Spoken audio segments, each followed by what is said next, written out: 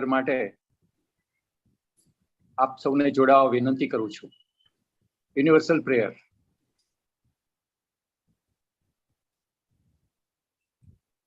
O hidden life, vibrant in every atom. O hidden Oh, light, vibrant in every atom. Prayer માટે O આપ hidden સૌને light, જોડાવા વિનંતી કરું છું. shining Universal in prayer. every O hidden light, shining in every creature. O hidden light, vibrant in every atom. O hidden love, vibrant in every atom. oneness. O hidden love, embracing all in oneness.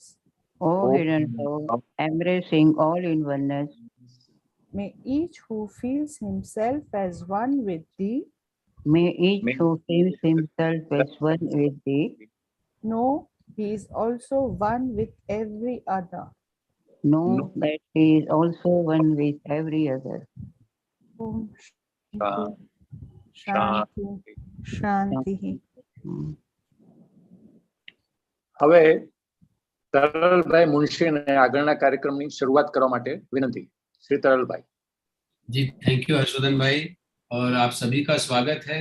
आज हम बुद्ध पूर्णिमा बना रहे हैं और उसमें हम 3 तरह से त्रिवेणी तरीके से बना रहे हैं. 3 स्पीकर तो हैं ही, विभा जी, रंजन जी और मीनाक्षी जी, लेकिन साथ में हम आदि शंकराचार्य, गौतम बुद्ध और C.W.LEADBEATER जी के कुछ इंटरेस्टिंग कथानक के साथ में बनाएंगे.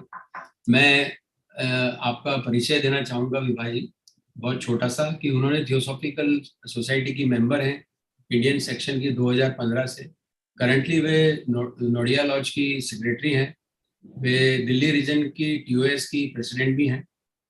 विशेषतः उनकी बात यह है कि वो IT इंजीनियर है और मास्टर्स डिग्री उन्होंने हासिल की कंप्यूटर में. लेकिन इसके साथ ही ये चीज़ है कि वो थियोसॉफी को चूंकि लिव करती हैं, एक जिंदा थियोसॉफिस्ट अपनी जो उनकी विशेषताएं उसे थियोसॉफी में लाने की कोशिश करती है. वे छोटे छोटे बच्चों को कोडिंग भी सिखाती हैं और अल्टीमेटली जो उनका रीडिंग का एक बहुत बड़ा इंटरेस्ट है वो उन्हें थियोसॉफी तक ले आया. और जैसा कि वो कहती हैं कि थियोसॉफी को उन्होंने नहीं ढूंढा, थियोसॉफी ने उन्हें ढूंढ लिया. तो ये भी एक बहुत बढ़िया बात है. Sorry madam. आइए विभा जी, आपका स्वागत है.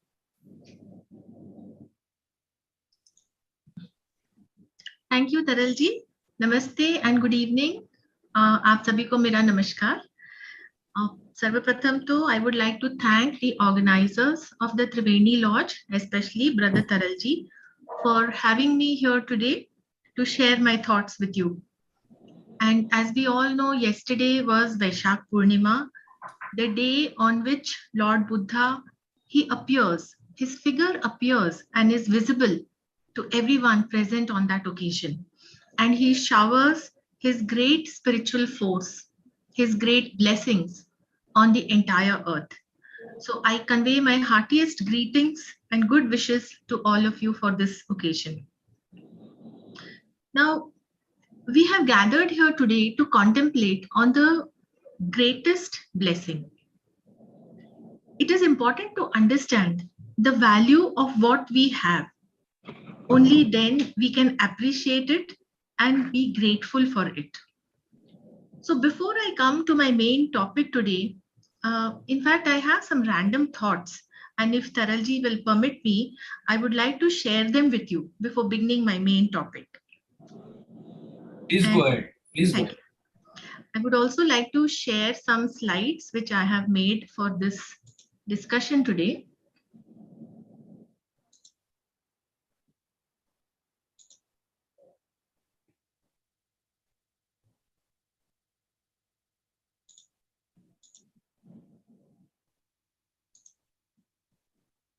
Okay, so we were talking about the greatest blessing.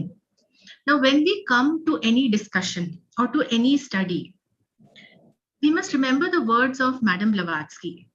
What she says is that when we take up any study, we should always bear in mind that there is only one underlying reality in all that we see and in all that we experience. And from that one reality, everything comes forth. into being, and everything is absorbed back in it. We all know this. There is nothing new. We keep studying it so many times in theosophy. But what happens when we take up a study? It is very easy to lose sight of this fact. We tend to forget it because we get engrossed in our study. And the moment this happens, the value of the study is lost. We are caught in that false sense of multiplicity of the universe. So when this universe comes into being, it happens periodically. What is it that underlying unity? That is the one divine life. It is that one divine life which is passing from its state of absolute purity. It is passing through every grade of matter. It is passing through every grade of form. And then it reascends to its pristine state of purity in full consciousness. And it gets reabsorbed. It gets merged into its source from where it issued forth. So this is that underlying essence of unity. The universe is there, the multiplicity is there, but it is the same one life which is passing through all this multiplicity, and it is ascending back to reach its source. You might be wondering why I'm saying all this. Because we should know, rather we should remember that we are that one life. We are not this form. We are that one life, the innermost essence of our being. And we are passing through this human form. So this will help us to relate when we speak about today's topic, that what is the greatest blessing for human form. Then we will be able to understand this human form is, we are passing through it. We are the one life. Now, this evolution of one life, it happens as per the universal laws. The powers of this divine life, they are increasingly expressed through the forms through which it evolves. So whatever we are expressing as human beings, it is basically the powers of that one life which have got unfolded through this human form. Perhaps the same powers are not expressed in the animal form or in the plant or mineral form, but through this we are an increased, complex, higher form. So through this, more and more powers of that same one life, they are expressed. And the most important thing is that as life passes through this lower kingdoms, as I told you, it cannot express all the powers. In those lower kingdoms, the will aspect of the divine life, that is not expressed in the lower kingdoms. But this will aspect, it unfolds in man. And that is what makes man unique.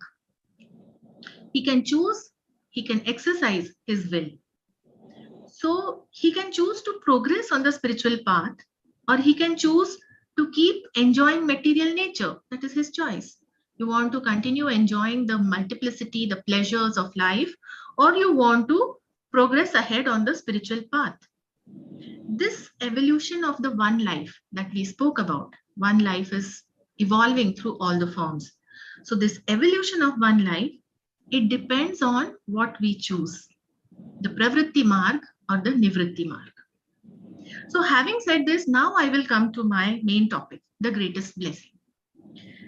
And as I begin today's discussion, I would like to quote a shlok from Vivek Chudamani by Adi Shankaracharya.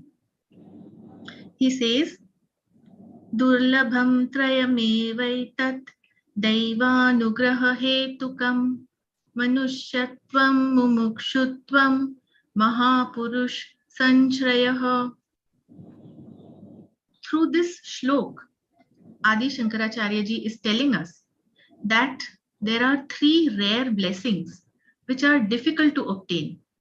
That is Durlabham trayamevaitat.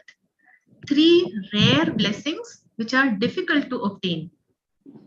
They are obtained only due to the grace of God. That is Daivanugraha Hetukam.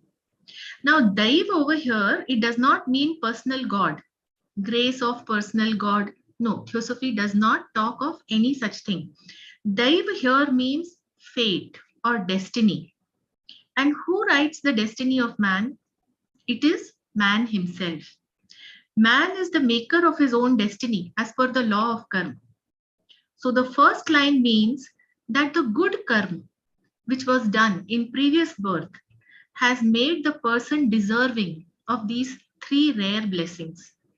And those three rare blessings, they are Manushyatvam, that means attaining human birth, Mumukshutvam, that means having the intense desire for liberation, and Mahapurush Sanshrayaha, that means being in the company of learned, spiritually minded great men.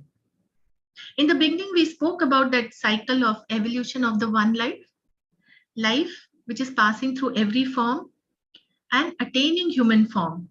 So attaining human form is Manushyatvam. This itself is a rare blessing. As we go about our daily life, we rarely give a thought to being born as a human. We don't think that I'm a man, I'm a woman. We don't do that. But our innermost essence, our innermost self, it has passed through multitude of forms, the three elemental, the mineral, the plant, and the animal kingdoms. And then it is born as a human, in the human form. And this evolution happens as per laws of nature, no doubt. We have no choice there. But once the human form is attained, then we are endowed with a free will. We have this choice. We are allowed to choose. And it is in this human form that we can pursue the four Purusharth, which is Dharma, Artha, Kama, Moksha. This ability to exercise the free will, it can ultimately lead to our liberation. It is only through the human form that liberation can be achieved. And this opportunity is available to man. Therefore, Manushyatvam, it is a rare blessing. The second blessing which Shankaracharya ji says is Mumukshatvam, which is the intense desire for liberation. So even if one is born in the human form, one has attained the human form, not everyone has the urge to seek liberation, to seek moksha. Right? Most of us, many of us, we are busy in the day-to-day life, in the mundane affairs, in enjoying the pleasures of life. So though human birth is attained, this urge, this desire to seek liberation doesn't come easily to everyone. Forgetting the real self, man seeks worldly pleasures. This makes pain inevitable. But suffering is a choice. He's choosing it. If he has the intense desire for liberation, this will lead him from deliverance. This will lead him to deliverance from suffering. But even after attaining this human birth, there are few people, as I said, who have this intense desire. Therefore, the ones who have Mumukshatvam, it is a rare blessing for them. The last rare blessing is Mahapurush Sanshrayaha. Mahapurush Sanshrayaha is the company of learned men, of spiritually minded great men, wise men. This is basically satsang. We speak of satsang. To associate with or be in the company of good, wise, and saintly people. To listen and learn from such persons who are morally upright and learned. It is quite possible that in spite of having attained this human birth, in spite of having the intense desire to attain moksha, a person may not get the benefit of associating with learned men or be in the company of enlightened people. Then no amount of toil will lead him towards this goal of liberation. It is only by learning from the experience of the wise and enlightened, those people who have already walked on this path. It is only by their company that he can attain the same state. Therefore, this third rare blessing, Mahapurush Sanshraya, it is considered as one of the rare blessings. Now, in this shlok which is written by Adi Shankaracharya in his great work Vivek Chudamani, I picked up, it's a very long treatise that he has written. I have picked up, I think this is the third verse from that, in which he has given us that what is it to be man? What are the rare blessings? Adi Shankaracharya ji, in fact, he is considered by most people to be an avatar of Lord Shiv himself. In theosophical literature, we study, C.W.LEADBEATER says that Adi Shankaracharya was the incarnation of one of the three pupils of the Lord of the world. The three pupils are Pratyek Buddha. So he is one of the three pupils who incarnated, and he incarnated within a few years after Lord Gautam Buddha attained Nirvana. So let us come to this next part, which is about Lord Gautam Buddha. Buddha's last birth was in India. It was more than about 2,500 years ago. And he lived a series of life as Bodhisattva. And then his birth in India, that was his last life as the Bodhisattva. In that life, he attained Buddhahood. And then he succeeded the previous Buddha, which was Kashyap. He became the head of the second ray in our occult hierarchy. We know about the inner government of the world. It is ruled this world, the affairs of the world, the direction of the progress. It is governed by this occult hierarchy. So he became the head of the second ray in this hierarchy. When Gautam Buddha attained Nirvana, he became a planetary spirit. Planetary spirit, they are the rulers or the governors of the planet. He attained that level. In fact, he was the first of our humanity to attain that stupendous height. The previous Buddhas were there. Our planet was being guided, but those Buddhas were from other evolutions, from other planets. Now the time had come that the humanity which was evolving on this planet, from this humanity itself, a person should achieve that level and become the Buddha to guide their brother men. So Lord Gautam Buddha, he made a great sacrifice. And what was his sacrifice? He spent thousands of years to qualify himself. See, qualification is the main thing. For us aspirants also, the qualification is given, the 4 qualifications. Vivek, Vairagya, Shat Sampatti, Mumukshatva. Same for him. He gave himself to this task to become Buddha, to guide his men. So he had to qualify himself. And he spent thousands of years to become first of mankind, and then was able to help his brother men by teaching them this wisdom, which is the eternal life. His great sacrifice is referred to as Maha in Buddhism. And after attaining Buddhahood, then instead of devoting himself wholly to higher work, he has remained in touch with the humanity. So he can be reached by the invocation of his successor, Lord Maitreya, when it is necessary. So every year on Vaishakh Purnima, Lord Buddha is invoked. His figure appears above the hills of the southern slope of the Himalayas, and he showers the whole world with a flood of his blessings. His figure appears enormous, but it looks exactly like the form and features of the body in which he last lived on earth. And any description, no description can be given. All descriptions, they fall short of conveying the grandeur of the vision. In fact, C.W.LEADBEATER has given this description in his book, Masters and the Path. And he mentions that the figure appears seated cross-legged, with the hands together, dressed in the yellow robe of the Buddhist monk. And the face combines calmness and power, wisdom and love, in an expression which is so divine that we can hardly imagine it. His splendid aura surrounds his figure, and all the people who are gathered there, they rise and gaze in awe at the presence of the Lord Buddha. So this is a very intriguing thing, that this vision is open to everybody, even common man. It is said that any person who are roaming there, they are also able to see this figure of this appearance, this vision of Lord Buddha. And the members of the Great White Brotherhood are there as well. So the people, they rise and they gaze at this presence of Lord Buddha, and the White Brotherhood, they chant the noble words of the Mangal Sutra. This Mangal Sutra is the greatest blessing for man. And this was expounded by Lord Buddha himself. So now we will look at this. What is this Mangal Sutra which Buddha has expounded, telling about the greatest blessing for man. In fact, when we speak of blessing, what is a blessing?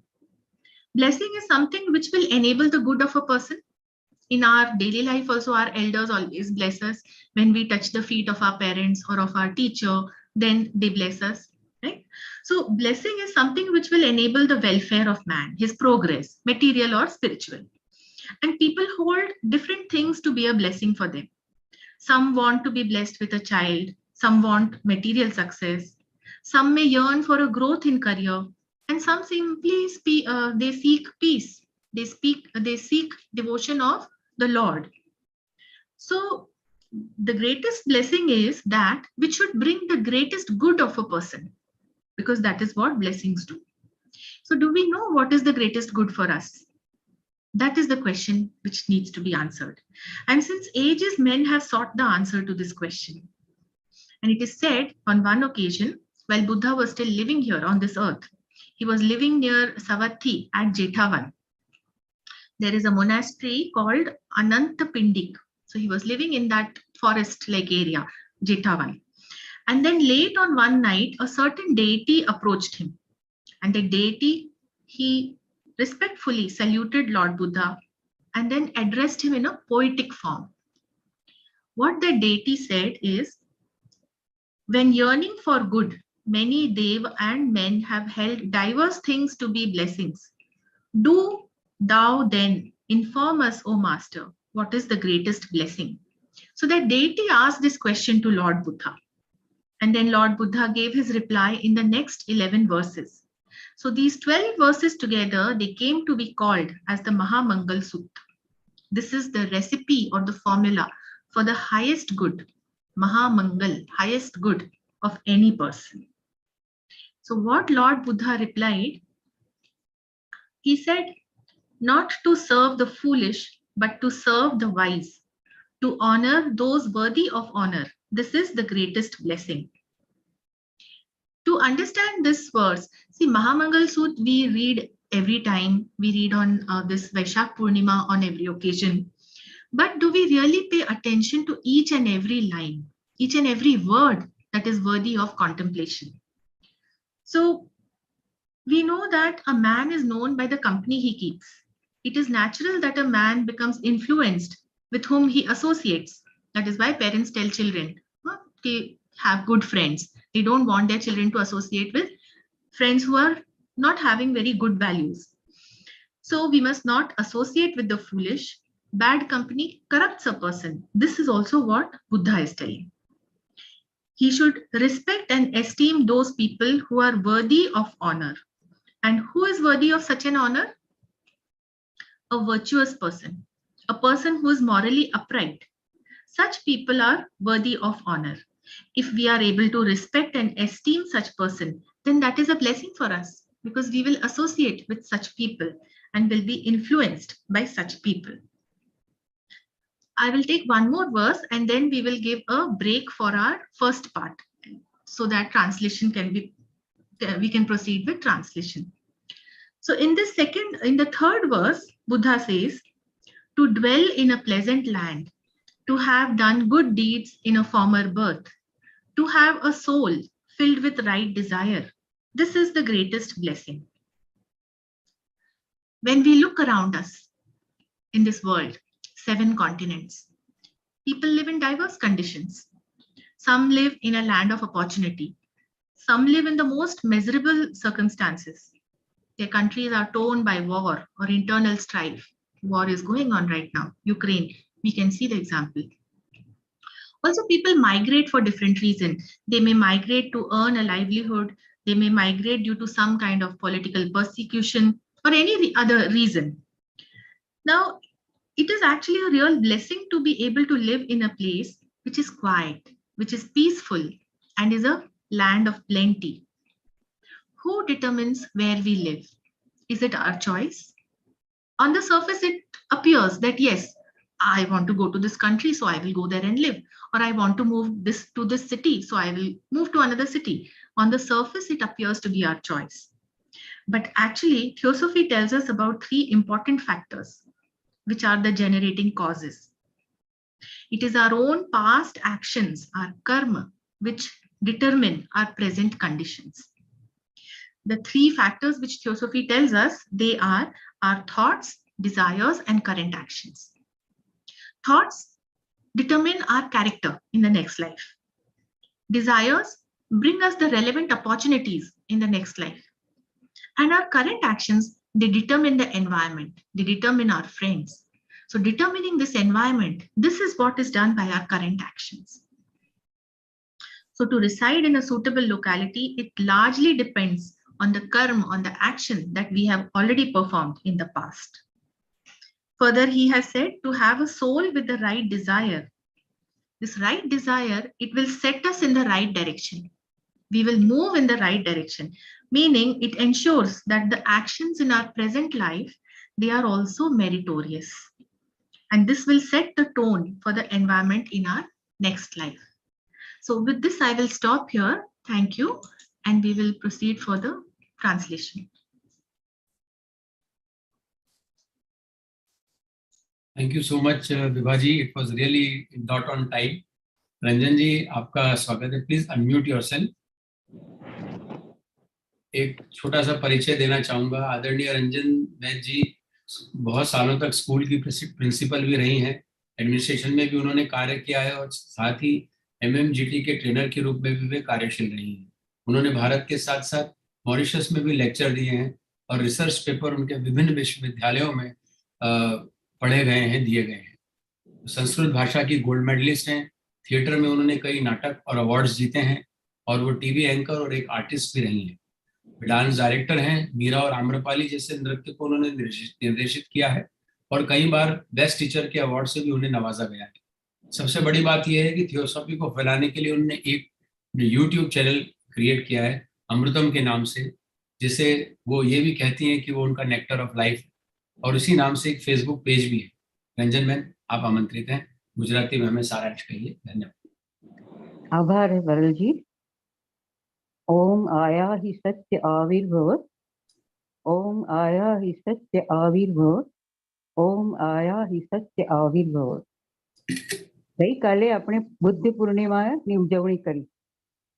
સાથે સાથે ગુજરાતનો બહુ મોટો કવિ, મોટો ભક્ત કવિ જે નરસિંહ મહેતા, તેમની પણ ગઈકાલે જન્મ જયંતિ હતી. અને આ બંનેની જન્મ જયંતિની ઉજવણીની સાથે આદિ શંકરાચાર્યને પણ યાદ કરાવ્યા વિભાવીને, જેને પ્રચ્છન્ન બુદ્ધ કહેવામાં આવે છે. તો તેમને વિશે વાત કરવાનું મને ગમશે. બુદ્ધ પૂર્ણિમા એક એવો દિવસ છે કે જ્યારે વૈશાખ સુદ પૂર્ણિમાએ બુદ્ધનો જન્મ પણ થયો હતો, એમને બુદ્ધાહુડ પણ પ્રાપ્ત થયું હતું, બુદ્ધત્વ પણ પ્રાપ્ત થયું હતું, અને એમનો પરિનિર્વાણ દિવસ પણ બુદ્ધ પૂર્ણિમા છે. દેટ ઇઝ વૈશાખ સુદ પૂર્ણિમા છે. તો મહાનતમ આશીર્વાદમાં વિભાજી આપણને કહેવા માંગે છે કે આપણી પાસે જે છે તેની આપણને કિંમત હોવી જોઈએ, તો જ આપણે એની પ્રશંસા કરી શકીએ અને ઋણ સ્વીકાર કરી શકીએ. વિવેક ચૂડામણીમાં આદિ શંકરાચાર્યનો શ્લોક જોઈએ. તે કહે છે 3 ભાગ્યે જ મળતા આશીર્વાદો છે: મનુષ્યત્વ, મુમુક્ષત્વ અને મહાપુરુષ સત્સંગ. મનુષ્યત્વ એટલે મનુષ્ય તરીકેનો જન્મ. આપણા ચૈત્ય પુરુષે અનેક જન્મો પસાર કર્યા હોય. આપણે પક્ષી પણ હતા, પ્રાણી પણ હતા, વૃક્ષ પણ હતા. અનેક અનેક પ્રકારના જન્મો પછી આપણે મનુષ્ય જન્મમાં આપણો અવતાર થયો. ત્યારે મુક્ત સંકલ્પયુક્ત મનુષ્ય જન્મ મળે છે. It is very difficult. જે 4 પુરુષાર્થો માટે પ્રયત્ન કરવા પ્રેરે છે: ધર્મ, અર્થ, કામ અને મોક્ષ. એટલે સાચું જીવન જીવવું, સમૃદ્ધિ, સલામતી, સ્વાસ્થ્ય પ્રાપ્ત કરવું, સુખોપભોગ અને આત્મ સાક્ષાત્કાર તથા પુનર્જન્મના ચક્રમાંથી મુક્તિ. આ માત્ર મનુષ્ય જન્મમાં જ શક્ય છે, કારણ કે બાકીના જન્મોમાં માત્ર ભોગ ભોગવાય છે. આ જ જન્મમાં આપણને કર્મનો અધિકાર મળે છે. બીજું મુમુક્ષત્વ, બીજો આશીર્વાદ છે મુમુક્ષત્વ. એટલે મુક્તિ માટેની તીવ્ર આકાંક્ષા. તમે કોઈ પણ ધર્મનું સાહિત્ય જોશો ધર્મનું. કોઈ પણ ધર્મનું સાહિત્ય જોશો તો તમને માત્ર ને માત્ર આ જ વસ્તુ મળશે, ક્યાં ગોલોક ભવનમાં જવાનું છે કે ક્યાં સાયુજ્ય મુક્તિ અને સામીપ્ય મુક્તિ અને સારૂપ્ય મુક્તિ, મીન્સ મુક્તિ માટેની તીવ્ર આકાંક્ષા. આ ધ્યેયને ભૂલીને વ્યક્તિ ભૌતિક વસ્તુઓમાં સુખની શોધ કરે છે, જે પરિણામે દુઃખદ હોય છે. મુક્તિ માટેની ઈચ્છા આ દુઃખોમાંથી મુક્તિ આપે છે. ને ત્રીજું છે મુમુક્ષત્વ, મહાપુરુષ સંશય. બહુ શ્રુત એટલે ખૂબ વિદ્વાન, ખૂબ જાણીતા, જેને સાચા અર્થમાં જે જાણકાર છે તે, અને અધ્યાત્મ વ્યાસંગીઓ સાથે સત્સંગ, તેનું નામ છે મહાપુરુષ સંશય. મુક્તિ પ્રાપ્ત કરવા આ વિદ્યા વ્યાસંગ એ એમના અનુભવમાંથી પ્રેરણા આપે છે તે જરૂરી છે. આદિ શંકરાચાર્ય ભગવાન શિવના અવતાર મનાય. તેમને પ્રચ્છન્ન બુદ્ધ પણ કહેવાય. નૈષ્કર્મ્યનો ઉપદેશ આપનાર તેમણે, આશ્ચર્યની વાત છે, વિરોધાભાસ છે કે ભારત વર્ષની 4 યાત્રા કરી અને મઠોની સ્થાપના કરી. નદી કિનારે બેઠા ત્યાં વૃદ્ધને પાણીનીના વ્યાકરણ સૂત્રો ગોખતા જોયા. ને ભજગોવિંદમની રચના કરી. Vibha ji, with your permission I would like to say this. અને લખ્યું, અંગમ ગલિતમ પલિતમ મુંડમ દશન વિહીનમ જાતમ તુંડમ વૃદ્ધો યાતિ ગૃહિત્વા દંડમ તદપી ન મુંચતી આશા પિંડમ. અંગ ગળી ગયું છે, વાળ સફેદ થઈ ગયા છે, દાંત વિહીન મુખ થઈ ગયું છે, દંડ લઈને ચાલતો વૃદ્ધ થયો છે, છતાંય આશા પિંડ છૂટતો નથી. મીન્સ કે મુમુક્ષત્વ પ્રાપ્ત કરવું એ મનુષ્યનો ખરેખર બહુ મહાન એવો આશીર્વાદ છે, જે બધાને નથી મળતું. આજ ભજગોવિંદમને MS શુભલક્ષ્મીના સ્વરમાં સાંભળવો એ જીવનનો એક આહલાદિક અનુભવ છે અને લહાવો છે, એવું મારે કહેવું પડશે. ગુરુ ગૌડપાદના આશ્રમમાં, ગુરુ ગૌડપાદ જે પતંજલિના રીઇન્કાર્નેશન હતા, એ આદિ શંકરાચાર્યના ગુરુ હતા. અને એ નર્મદા કિનારે એમની ગુફામાં ધ્યાનમાં બેઠા હતા અને અચાનક નર્મદામાં પૂર આવ્યું. અને એ પૂરમાં ગજબનો ફોર્સ હતો. તો તેમણે શું કર્યું કે એક કમંડળમાં સમગ્ર પૂરને પોતાનામાં લઈ લીધું, સ્ક્વીઝ કરી દીધું. અને જ્યારે સમગ્ર નર્મદાનું પૂર એ કમંડળમાં સમાવ્યું ત્યારે આપણને શું મળ્યું? નર્મદાષ્ટક મળ્યું.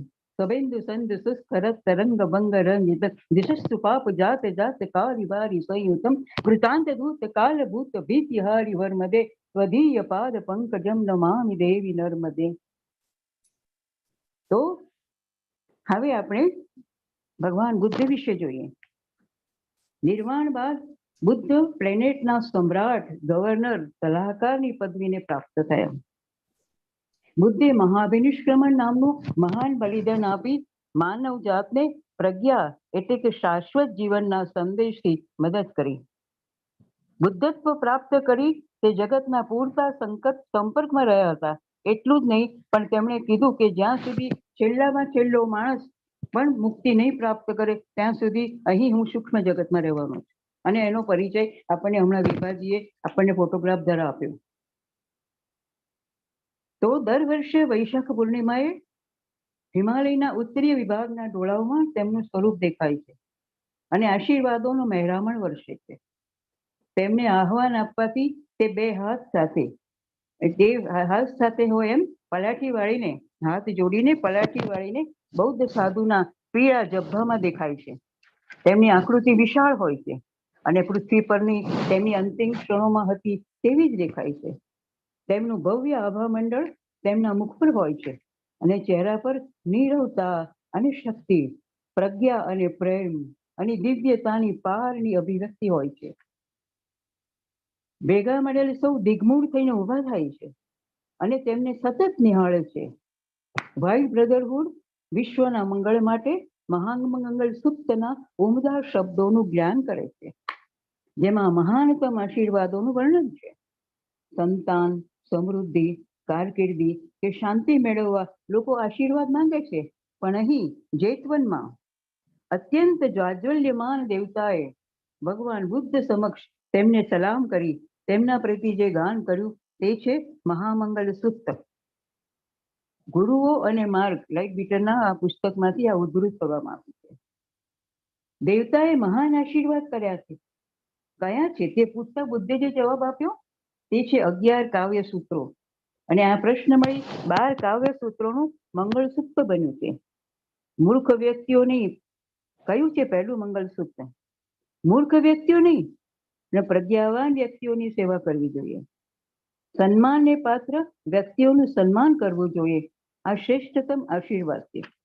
કહેવાય છે કે જે રાષ્ટ્રમાં યોગ્ય વ્યક્તિઓનું સન્માન કરવામાં નથી આવતું તે રાષ્ટ્રની અધઃપતન, એનું અધઃપતન નિશ્ચિત છે.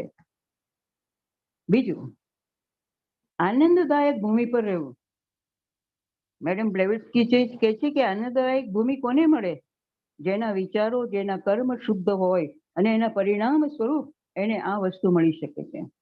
આગલા જન્મમાં સારા કર્મો કરવાથી આત્માને સાચી આકાંક્ષાથી ભરી દેવો, આ જ છે શ્રેષ્ઠતમ આશીર્વાદ. તો આ હતા બે આજે અત્યારે જોયા. બાકીના આપણે સૂત્રો એ પછીના ભાગમાં જોઈશું. તો આ સાથે હું મારું वक्तव्य समाप्त करूँ छूं। आभार। बहुत बहुत धन्यवाद रंजन जी। और बस अब मैं मीनाक्षी जी को आमंत्रित कर रहा हूँ। उनका एक छोटा सा परिचय देना चाहूँगा कि वे थियोसॉफिकल सोसाइटी से 1988 से जुड़ी हैं। उनके पेरेंट्स भी थियोसॉफिस्ट थे, तो जाहिर है कि उन्हें सारा चीज़ें एक लाभ की तरह मिला। नागपुर लॉज से वे बिलोंग करती हैं और अभी वे भोपाल में रहती हैं। मैं इनके बारे में यही कहना चाहूँगा कि इतनी एक्टिव थियोसॉफिस्ट हैं कि मराठी जो फेडरेशन है उससे भी उतनी सक्रियता से जुड़ी है। और अभी हाल ही में वहाँ करीब 50 से अधिक बच्चों की ने अपने अपने व्याख्यान दिए मराठी लॉज में। बहुत काबिल तारीफ कार्यक्रम था। और मीनाक्षी जी ने सभी बच्चों का, कोई मराठी में बोल रहा था तो हिंदी में किया, इंग्लिश में किया, और कोई इंग्लिश में बोलता था तो मराठी में किया। और बड़ी ही बाल सुलभ तरीके से उन्होंने बच्चों को भी इसमें उलझाए रखा। और बहुत मतलब समय 2 घंटे प्रतिदिन 2 दिन तक। आइए मीनाक्षी जी, आपका स्वागत है। अब हमें भी आपका भाव और उस सुनने का आनंद आएगा। आइए, अनम्यूट कर लीजिए प्लीज, अनम्यूट कर लीजिए। आज उपस्थित इस सभा में सभी बंधुजनों को मेरा नमस्कार। और तरल जी को बहुत बहुत धन्यवाद, सिस्टर विभा जी को धन्यवाद, और सिस्टर रंजन बेन को भी धन्यवाद। Thank you. आज हम वैशाख पूर्णिमा के दिन, वैशाख पूर्णिमा का जो उत्सव होता है उसमें भगवान बुद्ध अवतरित होते हैं। और इसी दिन भगवान बुद्ध का जन्म हुआ था। इसी तिथि पर भगवान बुद्ध, उनको बुद्धत्व प्राप्ति हुई और उनका महापरिनिर्वाण भी हुआ है। उनकी जो शिक्षा है महामंगल सूत्र के रूप में उन्होंने जो दी है, तो आइए हम इसके ऊपर विचार करते हैं। विवेक चूड़ामणि में अपने एक श्लोक में श्री आदि शंकराचार्य जी कहते हैं, मनुष्य के पूर्व जन्मों के अच्छे कर्मों के फल होते हैं जो उसे 3 दुर्लभ आशीर्वाद प्राप्त होते हैं। वे हैं मनुष्यत्वम, मुमुक्षत्वम और महापुरुष संश्रय। मनुष्यत्वम यानी मनुष्य जन्म प्राप्त होना वाकई एक दुर्लभ वरदान है। मनुष्य जन्म प्राप्त होने से पहले हम कई रूपों से गुजरते हैं। मानव रूप में हम स्वतंत्र इच्छा के विशेषाधिकार से संपन्न होते हैं। स्वतंत्र इच्छा से हम 4 पुरुषार्थों को चुनकर आगे बढ़ सकते हैं। वे हैं धर्म, अर्थ, काम और मोक्ष। धर्म यानी सही जीवन जीने के द्वारा अपने जीवन के उद्देश्यों को पूरा करना। अर्थ है धन, सुरक्षा और स्वास्थ्यपूर्ण जीवन के लिए साधन प्राप्त करना। काम वह है सुख की लालसा, और मोक्ष है आत्मानुभूति और पुनर्जन्म के चक्र से मुक्ति। यह अंततः हमें मुक्ति की ओर ले जाता है और यह अवसर मनुष्य जन्म में ही हमें मिलता है। आगे है मुमुक्षत्व, मुक्ति की तीव्र इच्छा। हर किसी को मोक्ष की या कष्टों से मुक्ति की तीव्र इच्छा नहीं होती। अपनी वास्तविकता को भूलकर वह सांसारिक सुखों की चाह रखता है। इस कारण उसे दुख दर्द मिलता है जो अटल है। इसका विकल्प है मुक्ति की तीव्र इच्छा। फिर भी बहुत कम मनुष्य इससे प्रेरित है। मुमुक्षत्वम हमें महान आशीर्वाद के रूप में मिला है। तीसरा है महापुरुष संश्रय, यानी आध्यात्मिक रूप से उन्नत विद्वान सत्पुरुषों की संगति। ज्ञानी पुण्यात्माओं को सुनना, उनसे सीखना, सत्संग करना। ज्ञानी और प्रज्ञावान सत्पुरुषों के अनुभव से सीख कर ही मनुष्य मोक्ष के लक्ष्य को प्राप्त कर सकता है। इसीलिए महापुरुष संश्रय यह तीसरा महान आशीर्वाद है। आदि शंकराचार्य, जिन्होंने मनुष्य को इन 3 अपूर्व वरदानों के बारे में बताया, वे स्वयं आदि गुरु भगवान शिव के अवतार माने जाते हैं। वे प्रत्येक बुद्ध में से एक हैं। भगवान बुद्ध के निर्वाण प्राप्ति के कुछ वर्षों के भीतर उनका जन्म हुआ था। आइए हम भगवान बुद्ध के बारे में देखते हैं, जानें। गौतम बुद्ध के निर्वाण प्राप्ति के बाद वे प्लैनेटरी स्पिरिट बने। प्लैनेटरी स्पिरिट्स ग्रह के शासक, नियंत्रक, मार्गदर्शक होते हैं। भगवान बुद्ध ने 2500 वर्ष पहले अपना आखिरी जन्म भारत में लिया था। उस अवतार में उन्होंने अपनी जीवन श्रृंखला बोधिसत्व के रूप में समाप्त की। फिर वे हमारी पृथ्वी के सिद्ध संघ में सेकेंड रे के प्रमुख के रूप में पिछले बुद्ध कश्यप के उत्तराधिकारी बने। हमारी मानवता में से वे पहले ऐसे थे जो उस सर्वोच्च महानता को प्राप्त हुए। पिछले बुद्ध अन्य विकसित ग्रहों में से थे। इटर्नल लाइफ यानी अनंत अविनाशी जीवन ज्ञान को अपने बांधवों को सिखाने की योग्यता प्राप्त करने के लिए उन्होंने हजारों साल खर्च करके महान त्याग किया, जिसे बौद्ध धर्म में महाभिनिष्क्रमण कहते हैं। बुद्धत्व प्राप्ति के बाद स्वयं को पूरी तरह से अन्य उच्च कार्यों में समर्पित करने के बजाय वे हमारी दुनिया के साथ संपर्क में रहे हैं। हिमालय के उत्तरी ढलानों के ऊपर हर साल वैशाख पूर्णिमा के अवसर पर उनके उत्तराधिकारी भगवान मैत्रेय के आह्वान पर भगवान बुद्ध की प्रतिमा पहाड़ियों के ऊपर दुनिया पर आशीर्वाद प्रसारित करते हुए प्रकट होती है। उनकी भव्य दिव्य प्रतिमा ठीक वैसे ही रूप में प्रकट होती है जिसमें वे आखिरी बार पृथ्वी पर रहे थे। वे बौद्ध भिक्षु के पीत वस्त्र पहने बैठे हुए दिखाई देते हैं। उनके चेहरे पर वह शांति और शक्ति, तेजस्विता है, ज्ञान और प्रेम है जिसे हमारा मन ईश्वर के बारे में कल्पना कर सकता है। उनका आभा मंडल भव्य, विशाल, तेजोमयी है। भगवान बुद्ध की उपस्थिति में वहां एकत्रित जनमानस विस्मय से टकटकी लगाए खड़े रहते हैं। लोगों की भलाई के लिए श्वेत सिद्ध संघ महामंगल सूत्र के महान सूत्र को गाते हैं। स्वयं भगवान बुद्ध प्रतिपादित महामंगल सूत्र में मनुष्य के लिए सर्वोच्च मंगल का वर्णन किया है। आशीर्वाद वह मंगल कामना है जो किसी मनुष्य के आध्यात्मिक या भौतिक कल्याण के लिए होती है। सर्वोत्तम मंगल वह है जिससे मनुष्य का सर्वोच्च कल्याण होता है। ऐसा कहा जाता है कि एक बार भगवान बुद्ध श्रावस्ती के पास जेतवन में निवास कर रहे थे।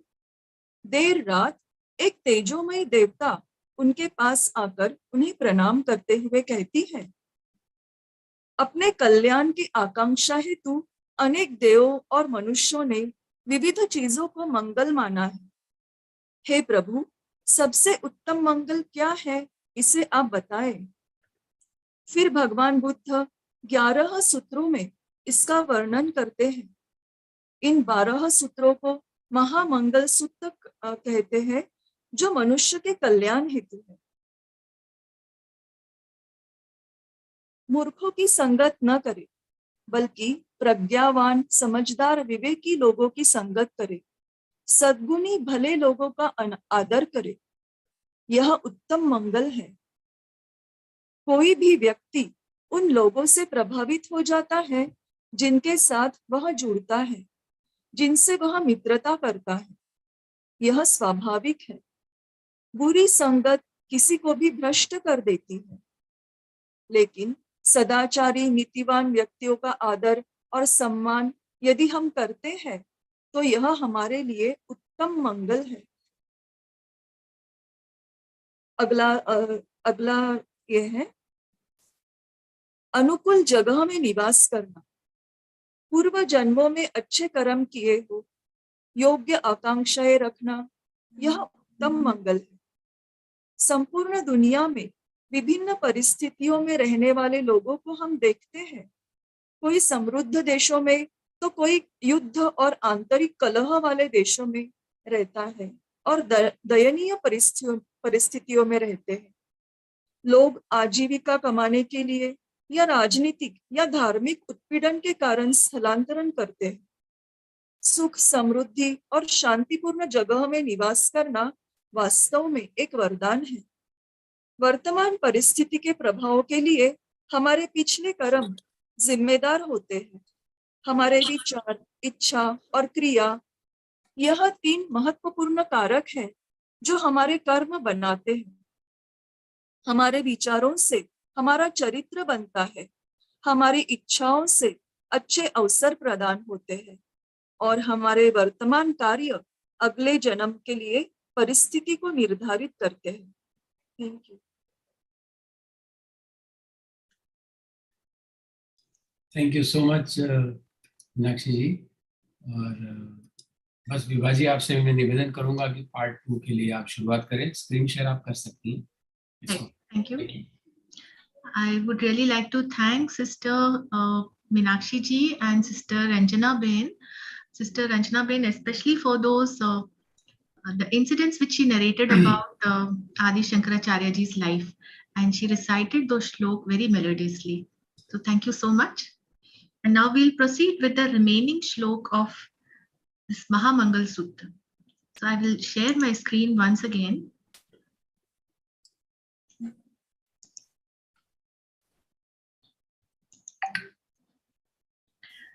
So this is the 4th verse of the Maha Mangal Sutra, which says, much insight and much education, self-controlled and a well-trained mind, pleasant words that are well spoken. This is the greatest blessing. Let us look at this in each phrase. Much insight and much education. What is the education that the youth or the children are receiving today? Education is not merely bookish knowledge. Education should translate into practical life. Education must enable a person to earn his living in a righteous manner. And education must give an insight into life itself. Our great saints like Sant Surdas ji, Sant Kabir Das ji, and so many more saints from all over India, they didn't receive any formal education, any formal schooling, yet they had the greatest insight into life. That is the kind of education which is needed. And it is a great blessing to those who receive such education. In fact, mother is considered the Pratham Guru. She is the one who educates her child right from when he is born. The next phrase says, self-controlled and a well-trained mind. Self-control means to be in full command of our organ of senses and organ of action. They must be under the command of our will and not be driven by the lowly desires. A well-trained mind can be focused for any length of time willfully on a predetermined task. That is the kind of control which we can exercise over the mind. And remember, this happens by a strong will, developing the willpower. Mind does not wander, it does not remain idle, it will not catch any stray thoughts that are floating in the mental atmosphere. That is the training of the mind. Training of the mind, it is very nicely stated in the Shat Sampatti. Shat Sampatti, it is the 5 treasures. Sam, Dam, Uprati, Titiksha, Shraddha, Samadhan. They are part of the Sadhan Chatushtya, which is Vivek, Vairagya, Shat Sampatti, 6 ways of training the mind, and last is Mumukshatva. So this training of mind and self-control over our organs of action and senses, this is a great blessing, because then we will be well on the spiritual path. The next phrase says, pleasant words that are well spoken. This is how one must always speak. But there is a word of caution here. Flattery is also pleasant words well spoken, but flattery is not true.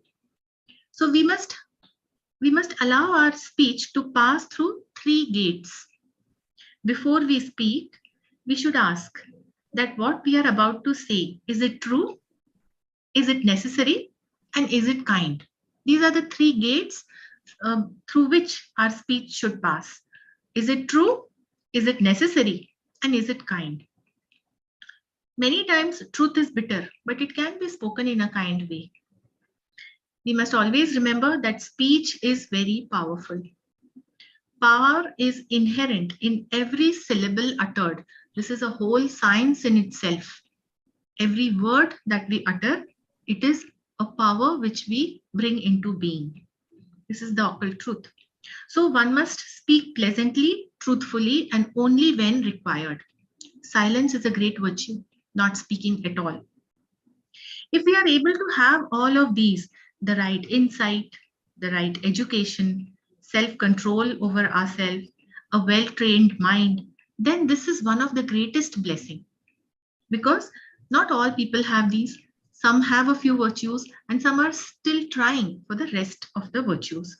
So this becomes one of the greatest blessings. Moving on to the next verse. Okay, let me put this in the slideshow mode.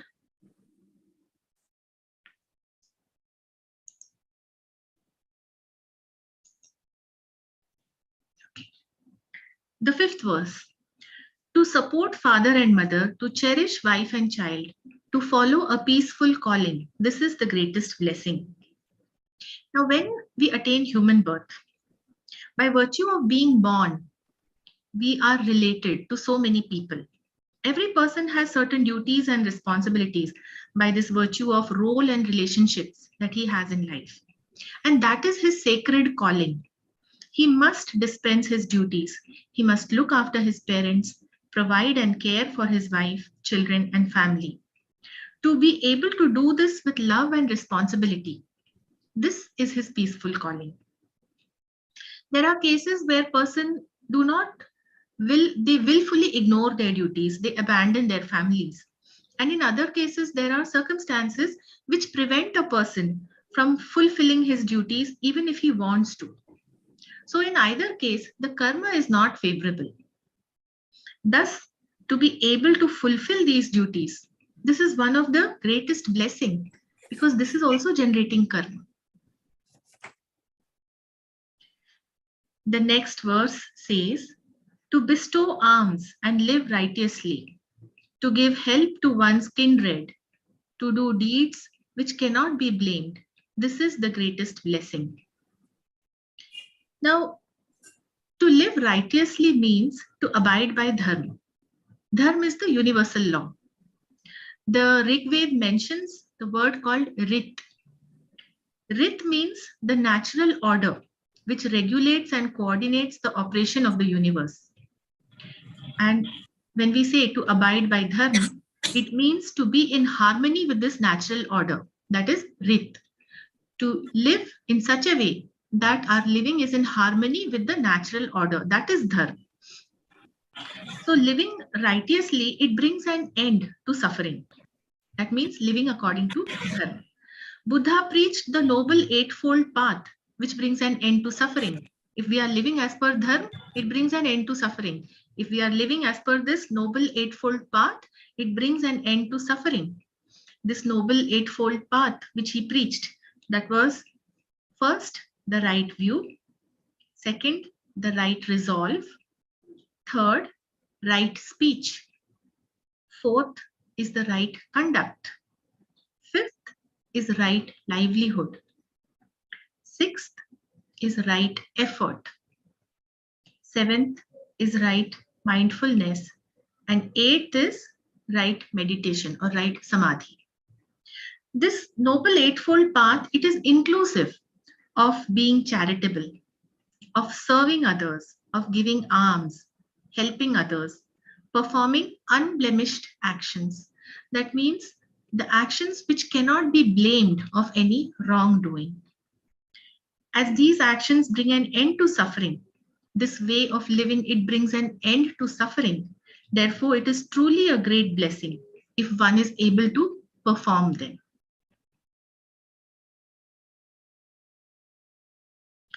Further, Lord Buddha mentioned to abhor and cease from sin, to abstain from strong drink, not to be weary in well-doing. This is the greatest blessing. What is sin? People speak of pap and punya. Sin. Sin is that which goes against the universal law. We spoke about dharma, to be in harmony with the universal law.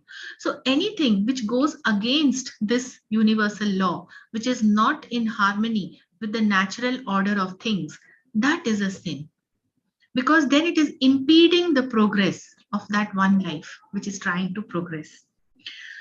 So any action contrary to dharma, it should be shunned. That is called as sin. Also, abstain from strong drink. Strong drink meaning alcohol. Now, why is it said that we should abstain from strong drink? The physiological effect of alcohol, it prevents the nerve cells and the cells of the brain to respond to the higher or the subtler vibrations. The higher or subtler vibrations are the forces from the higher planes. They will not be able to influence our mind if our nerve cells are affected by, they are physiologically affected by the effect of this alcohol. And this impedes the spiritual progress of man, because then the constitution of our bodies, it continues to respond to the coarser vibrations. And therefore it is said that man must abstain from such drinks and also meat. And this will impede, or it will pose as an obstacle in his spiritual progress.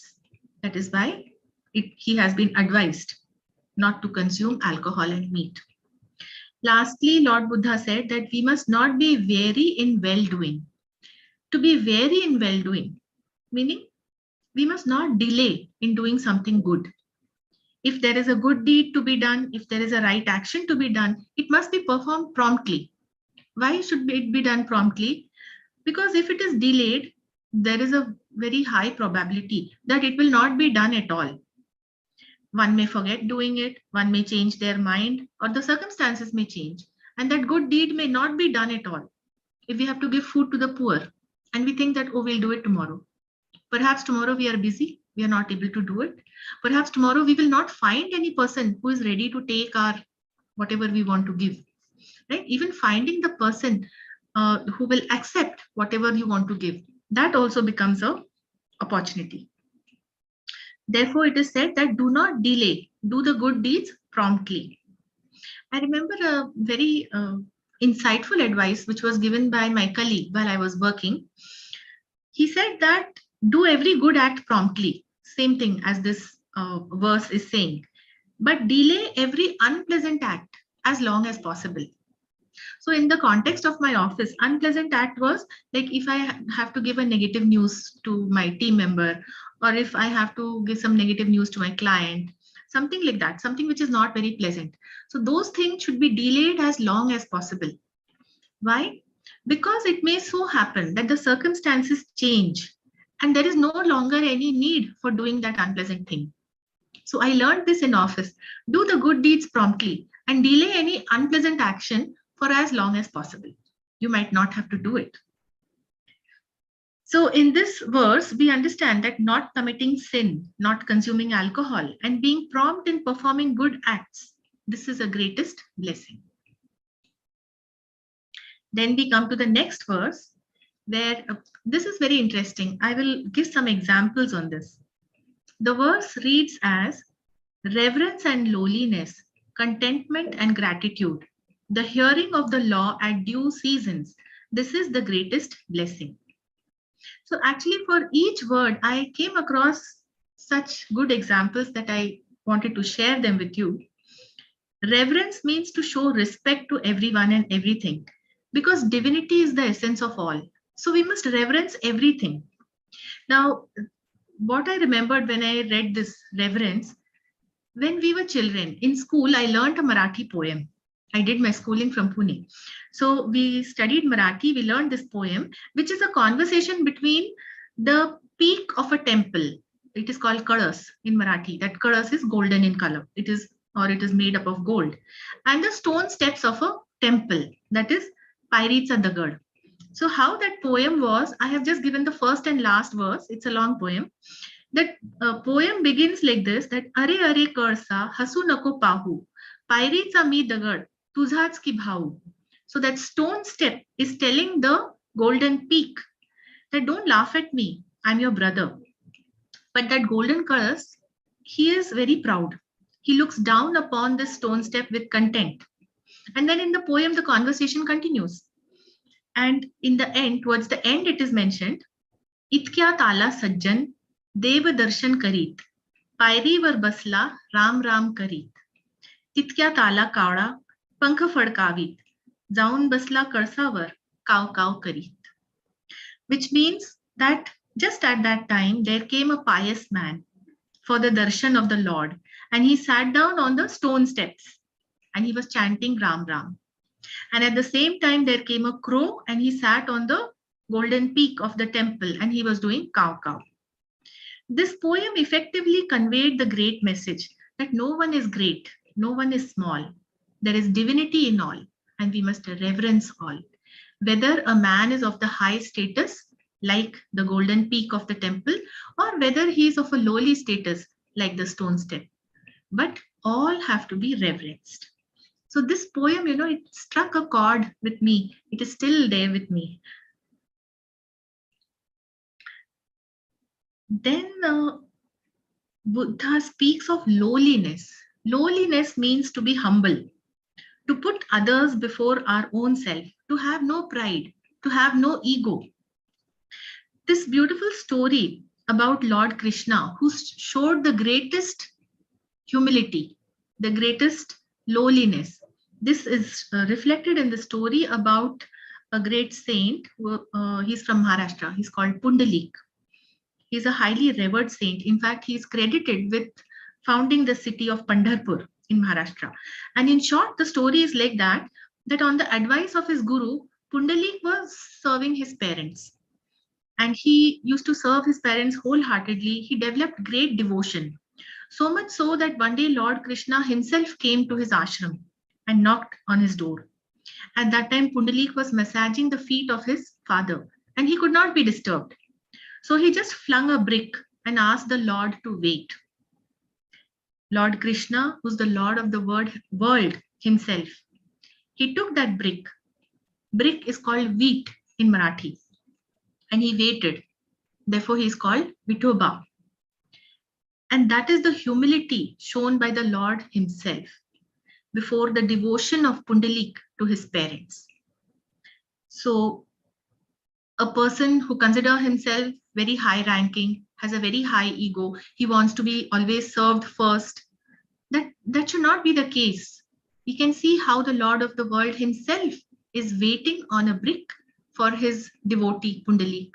Then who are we? We are very lowly beings. So the story teaches us a good lesson in humility. We move to the next verse. which, okay, it is the same verse in fact. In further, Buddha has mentioned about contentment and gratitude. The second line, contentment and gratitude as the greatest blessing. Now, contentment is one of the greatest virtues. Contentment is also the second niyam in the Ashtanga Yoga. The 5 niyam are Shauch, Santosh, Tap, Swadhyay, Ishwar Pranidhan.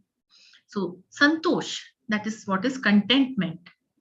Contentment is a ticket for peace of mind. It is said that jo prapt hai, wahi paryapt hai. What you have is sufficient. Contentment allows you to be free of greed, free of jealousy. So this again is shown in this small parable, a story about an honest woodcutter. This woodcutter, he worked hard cutting wood in the jungle and selling it in the village. He didn't earn much, but he was very happy and he led a content life. Content, that is the underlying factor in his life. He earned little, but he was happy to do his work. He lived contently with his family. Now, one evening, as he is returning from the woods, he has cut the wood, he is returning, a band of robbers is passing. They have looted the king's treasure and they are fleeing from the soldiers. So in their hurry to flee, they throw this treasure in a ditch. And this woodcutter sees that and the robbers flee. So this woodcutter collects the treasure and goes straight to the king. The king is very happy at the honesty of the woodcutter, and he gives the woodcutter one small bag of gold coins from that treasure. The woodcutter is very happy. He anticipates that now he can live a life of luxury. And he reached home and counted the coins. There were 99. And that, my friends, was the end of his happy, content life. Now we'll think why this was the end. He got a reward. He should be very happy. But he became determined to make it a full 100. There were only 99. He wanted to make it 100. He started working harder. Then his ambition grew. He wanted more coins, so on and so forth. He became rich. He got a lot of money. But he lost the most valuable treasure. That was the peace of his mind, the contentment, the joy of living with his family, the happiness, the contentment which he gained with them. So contentment once lost, it's a great curse. You will never get rid of this rat race of wanting more, that ambition. So contentment is a great blessing. And then there is another virtue called gratitude. Gratitude is, we need to be grateful for everything that we have. Not only for what we have, but also what we don't have. What is it we don't have? I remember there is an incident which it's told about Buddha's life. Somebody asks him that, what do you gain by meditation? And Buddha says nothing. So the person says, then why do you meditate? So Buddha says, because by meditating, I lose greed, I lose jealousy, and all the negative things. I lose those, and he gains peace. So that's why he says, even losing or not having something, that is also for that also we need to be grateful. So we should show gratitude for what we have and what we don't have. Be grateful for having 2 hands, 2 feet, to be able to walk, talk, see, hear, smell. You have a family and food, show gratitude.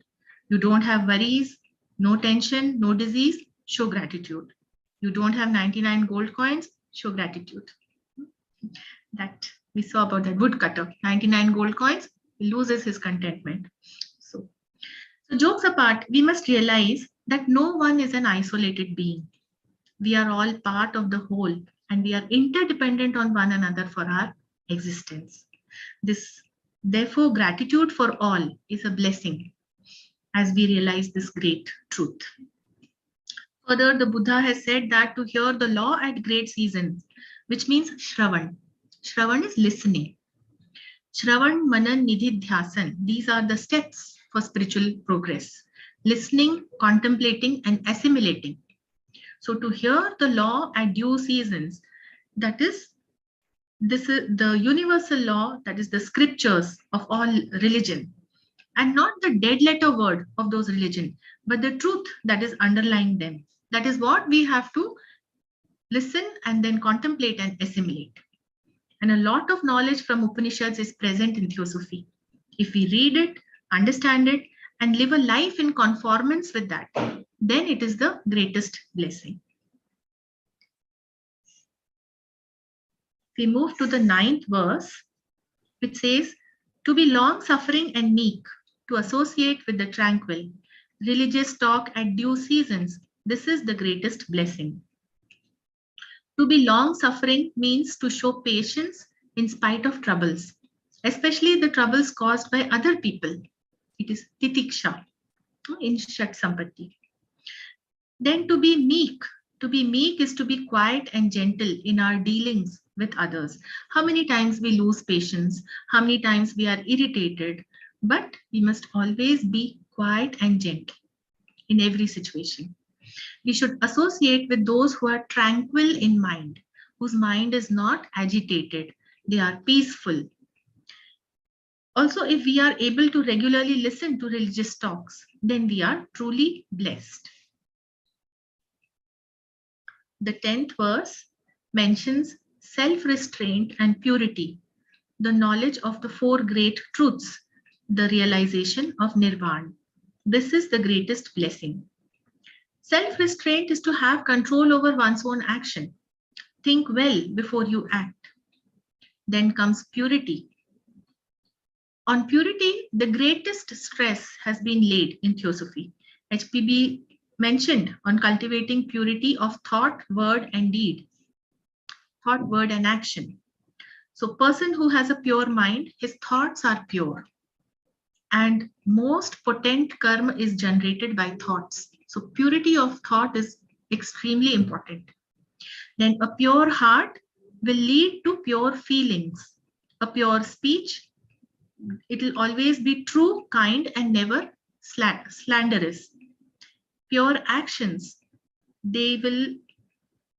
pure actions are those which will justly fulfill our duty. They are performed altruistically for the good of all. Such a self-restrained, pure person who understands the 4 noble truths and lives his life in conformance with them also realizes nirvana. For nirvana is nothing, but it is the ceasing of suffering by achieving the highest spiritual state. That is what is nirvana. And these 4 noble truths which Buddha has preached, they are, first one, the truth that suffering exists. Second, the truth that suffering has a cause. Third, the truth that suffering can be ended. It has an end. And the fourth, the truth that there is a path. When followed, it will bring an end to suffering. And that is the 8-fold noble path, which we already mentioned. The person who realizes these truths and follows the 8-fold noble path, he ultimately realizes nirvana. So this is a greatest blessing. We come to this is the second last verse, which says, beneath the stroke of life's changes, the soul that stands unshaken, passionless, unsorrowing, secure. This is the greatest blessing. Life is never even. There are always ups and downs in life. Change is the order of the day. But the soul should not be agitated by it. This is very beautifully explained in Gita, Samatva Bhav. Shri Krishna says, maintaining a state of equilibrium. Whatever comes, sukha or dukkha, happiness or misery, we have to maintain this equilibrium, to have the Samatva Bhav.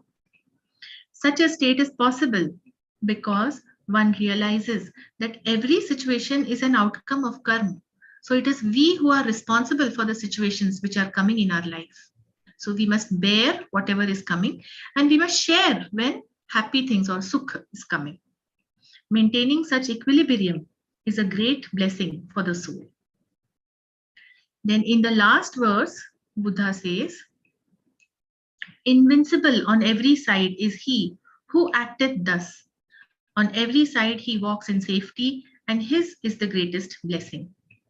This means those who have fulfilled the conditions. Which conditions? The conditions for such blessing, and are victorious everywhere, and they attain happiness everywhere.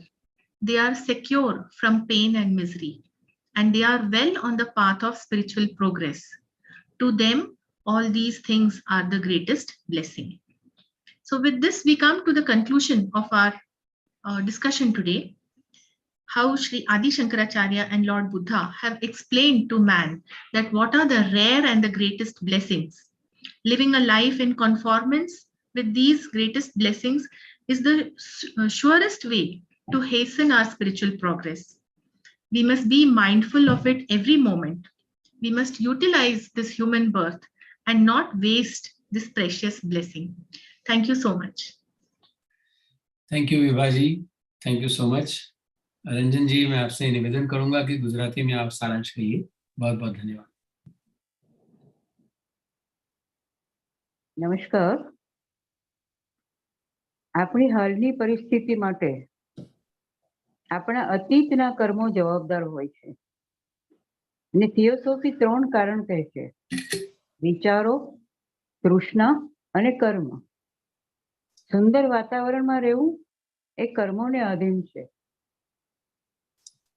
ચોથું સૂત્ર છે: ઘણી આંતરદ્રષ્ટિ અને ઘણું શિક્ષણ પુસ્તકીય નહીં।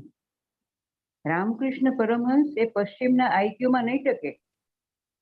કબીર પાસે પંડિતાઈ નહોતી, પણ એટલું સઘન વ્યક્તિત્વ હતું કે જેના હરેક તરંગમાં, હરેક અસ્તિત્વમાં, હરેક શ્વાસમાં, હરેક પ્રકારના કાર્યમાં આપણને તેનું સઘન અસ્તિત્વ એ આપણને સભર કરી દેતું હતું। એવું શિક્ષણ તો પુસ્તકીય નહીં, પ્રજ્ઞાસભર શિક્ષણ। સ્વશાસન, જેને ઉપનિષદ સ્વરાટ સમ્રાટ કહે છે તેવું બનવું। સરસ કેળવાયેલું મન અને આનંદદાયક શબ્દો જે સરસ રીતે ઉચ્ચારેલ હોય। કહેવાય છે, ગીતા કહે છે કે જે કોઈનાથી ઉદ્વેગ પામતો નથી અને જે કોઈને ઉદ્વેગ આપતો નથી તે જ સુંદર મજાનો સન્યાસી છે। તો એ છે આનંદદાયક શબ્દો જે સરસ રીતે ઉચ્ચારેલ હોય। આ શ્રેષ્ઠતમ આશીર્વાદ છે। અને ષટ સંપત્તિથી 6 પ્રકારની માનસિક કેળવણી મળે છે। આ ષટ સંપત્તિ કઈ છે? શમ, દમ, ઉપરતિ, તિતિક્ષા, શ્રદ્ધા અને સમાધાન।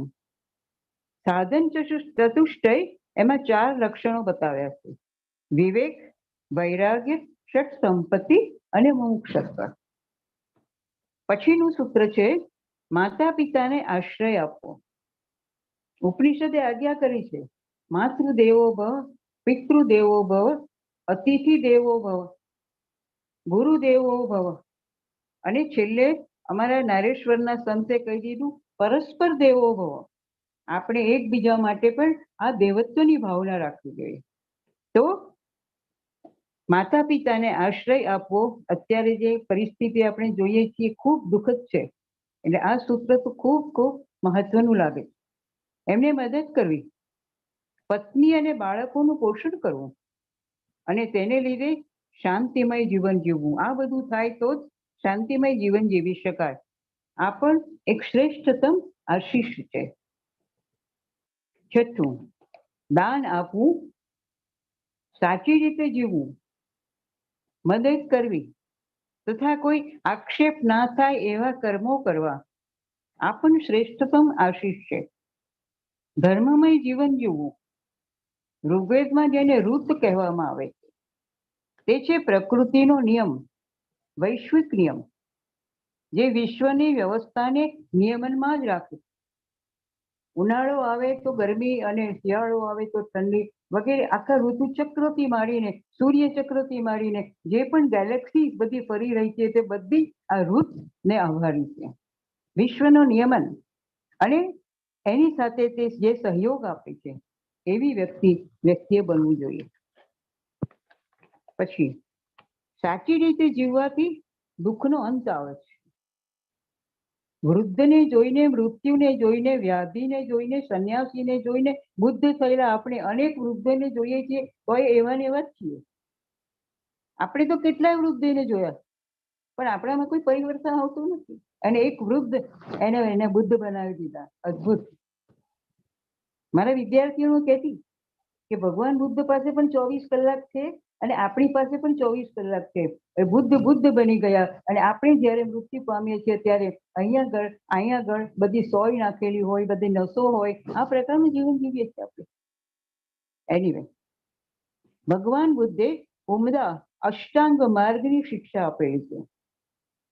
સાચી દ્રષ્ટિ, દેટ ઇઝ સમ્યક દ્રષ્ટિ, સમ્યક નિર્ણય, સમ્યક વાણી, સમ્યક વ્યવહાર, સમ્યક પ્રયાસ, સમ્યક મનની જાગૃતિ તથા સમ્યક સમાધિ.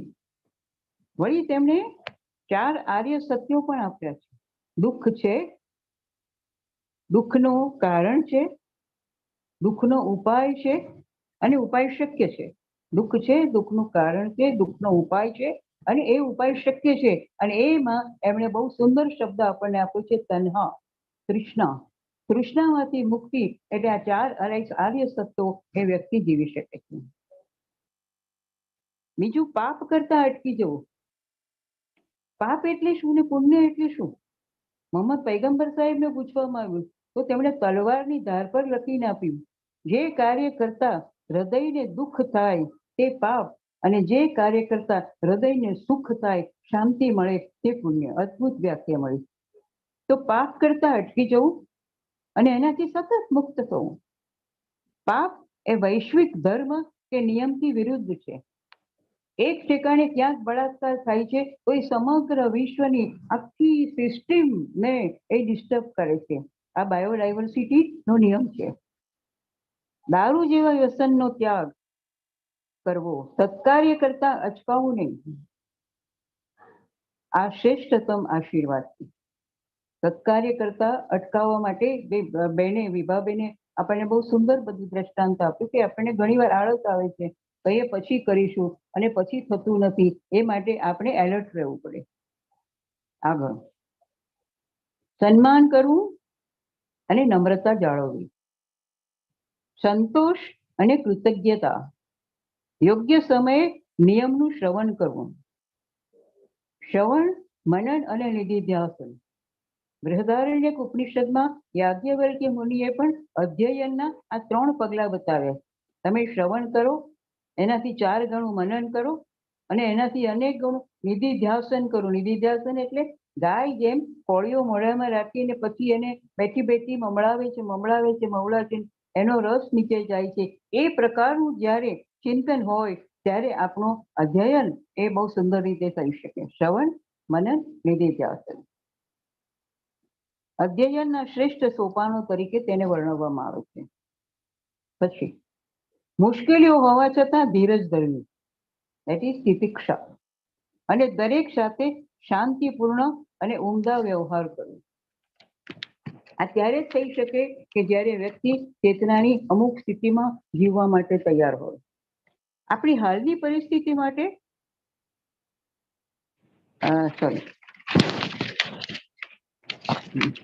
વળી સાચી રીતે જીવવાની, દુઃખનો અંત જીવાથી દુઃખનો અંત આવે છે.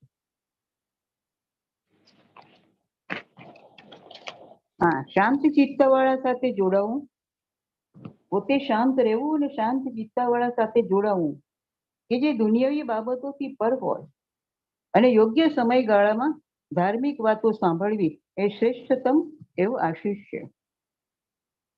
પછી સ્વની ક્રિયાઓ પર અંકુશ તથા શુદ્ધિ, 4 મહાન સત્યોનું જ્ઞાન, ઉચ્ચતમ અવસ્થા પ્રાપ્ત કરી દુઃખમાંથી મુક્ત થવું, જેને નિર્વાણ કહે છે, તેનો સાક્ષાત્કાર કરવો, આ શ્રેષ્ઠતમ આશીષ છે.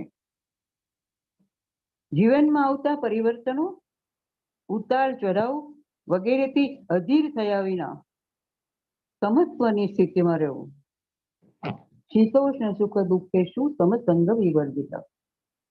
જે આત્મા વાયુ રહિત સ્થાનમાં રહેલ દીપની માફક સ્થિર રહે છે, ગીતા કહે છે, ધૈર્યવાન રહે છે, દુઃખથી નિર્લેપ અને સલામતી અનુભવે છે, આ શ્રેષ્ઠતમ આશીષ છે. સમત્વ કેળવવું. અને જેમણે આ શરતો પૂર્ણ કરી છે તે દરેક સ્થળે વિજયી બને છે. તે બધે જ સુખ પ્રાપ્ત કરે છે, દુઃખ અને યાતનાથી બચે છે અને આધ્યાત્મિક પ્રગતિમાં ખૂબ સારા હોય છે. તેઓ માટે આ શ્રેષ્ઠતમ આશીષ છે. આમ બંને આદિ શંકરાચાર્ય તથા ભગવાન બુદ્ધે માનવતા માટે અનન્ય અને મહાન આશીષો કયા છે અને કયા છે તે આપણને સમજાવ્યું. અમે બરોડા રેવા લોજમાં કાર્યક્રમને અંતે થિયોસોફીની સુવર્ણ સીડીનું વાંચન કરતા હતા અને સુવર્ણ સીડીમાં એવું કહેવામાં આવતું કે તમારા ગુરુમાં અથવા તમે જેમાં શ્રદ્ધા રાખો છો તે સિદ્ધાંતની દ્રઢતાપૂર્વક જાહેરાત. તો મને કહેવું જોઈએ કે ગઈકાલે નરસિંહજીનો જન્મદિવસ હતો. તે કહે છે કે વ્રજ વાલુ રે વૈકુંઠ નહીં આવો. એટલે મને આ પૃથ્વી એનું સર્જન ગમે છે, સર્જનહારની લીલા ગમે છે અને એ સર્જનની જેને અભાવ, અશક્તિ અને અજ્ઞાનમાંથી મુક્ત કરવા માટે હું એવું માનું છું મારું નિર્વાણ એ મારો એજન્ડા નથી.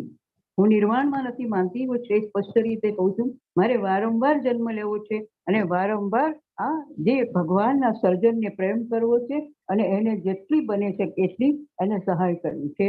તો અસ્તુ આ સાથે હું મને લાગે છે મારો સમય પૂરો થયો. આભાર. जी वीडियो ऑन कर लीजिएगा. बहुत धन्यवाद रंजन जी. बहुत ही सटीक समय पर बहुत अच्छी तरह से आपने हर चीज को विस्तृत रूप से बताया. मजा आ गया. और मीनाक्षी जी अब अपना पार्ट, द्वितीय पार्ट कंप्लीट कीजिए, फिर क्वेश्चन आंसर्स के लिए हम ओपन हो जाए. Thank you.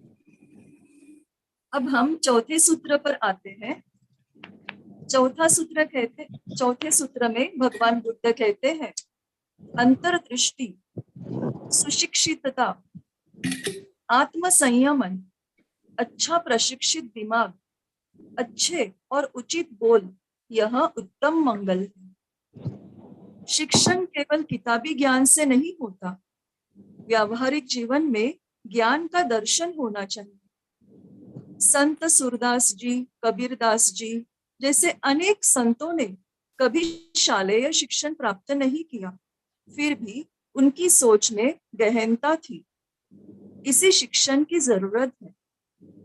आत्म संयमन का अर्थ है हमारी 5 कर्मेंद्रियों और ज्ञानेंद्रियों पर पूर्ण नियंत्रण रखना. उन्हें हमारे इच्छा शक्ति के अधीन होना चाहिए, न कि निम्न वासनाओं के.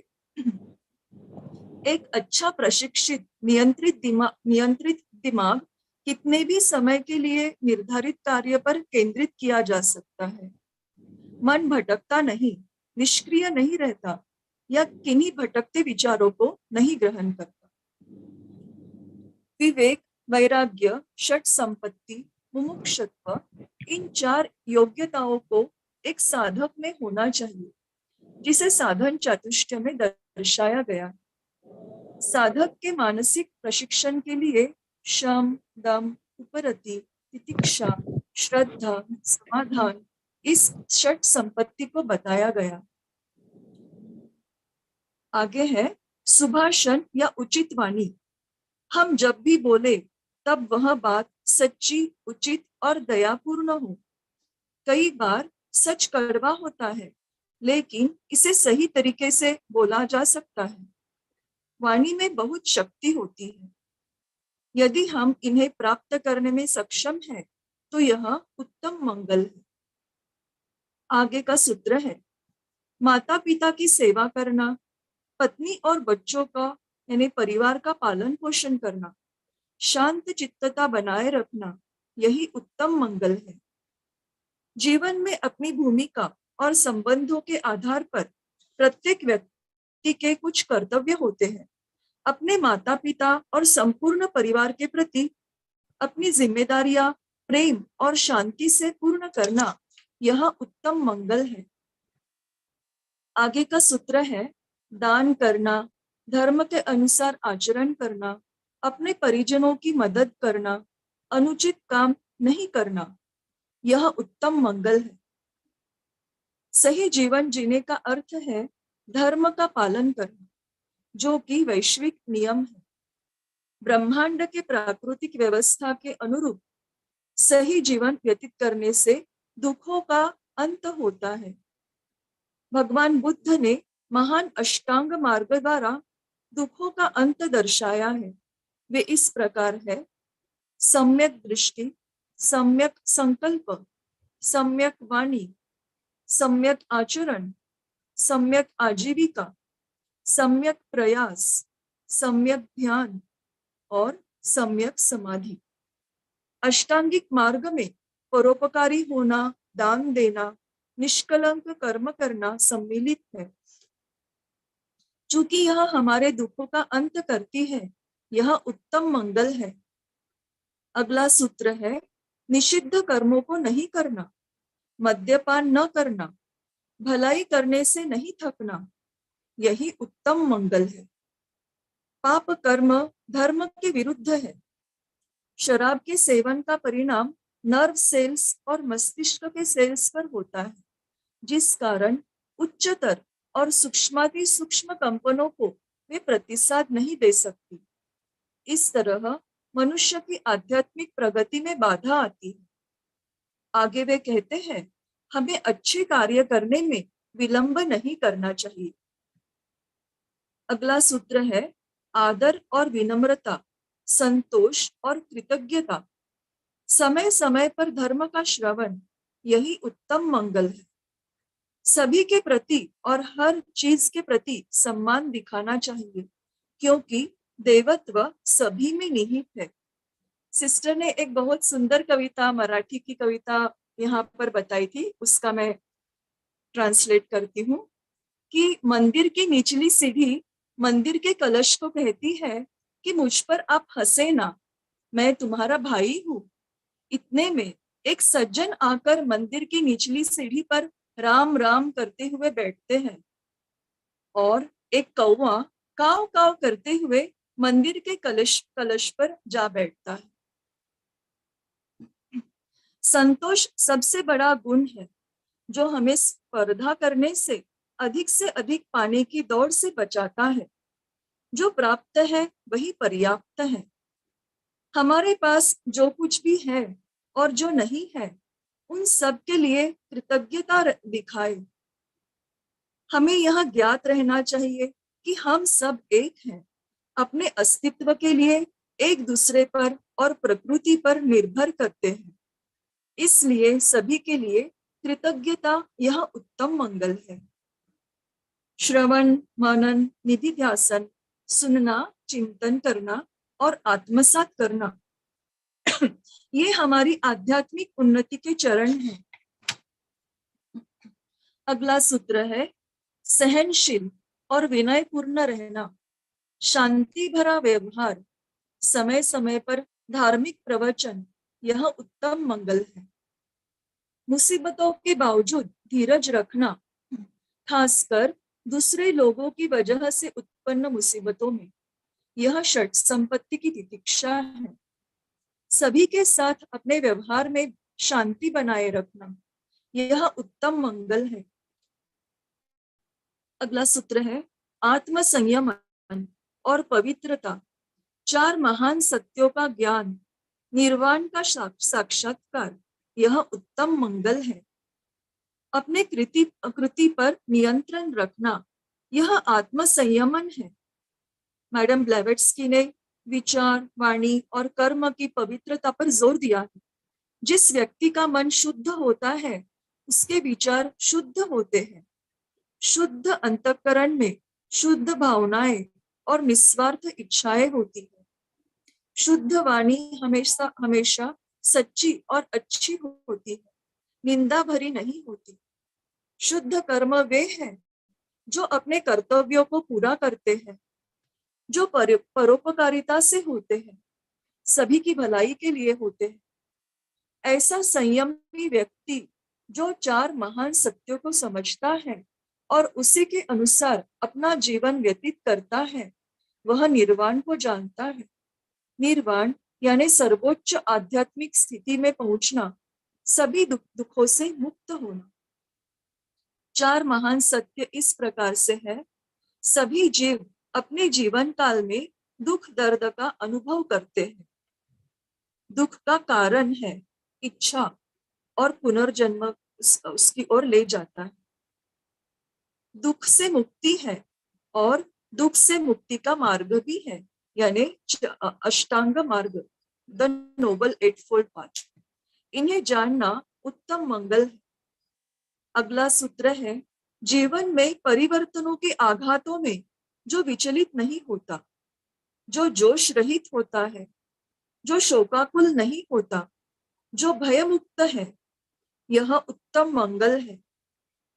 जीवन के चढ़ाव उतार, सुख और दुख में विचलित नहीं होना चाहिए। संतुलन और समत्व भाव बनाए रखना चाहिए।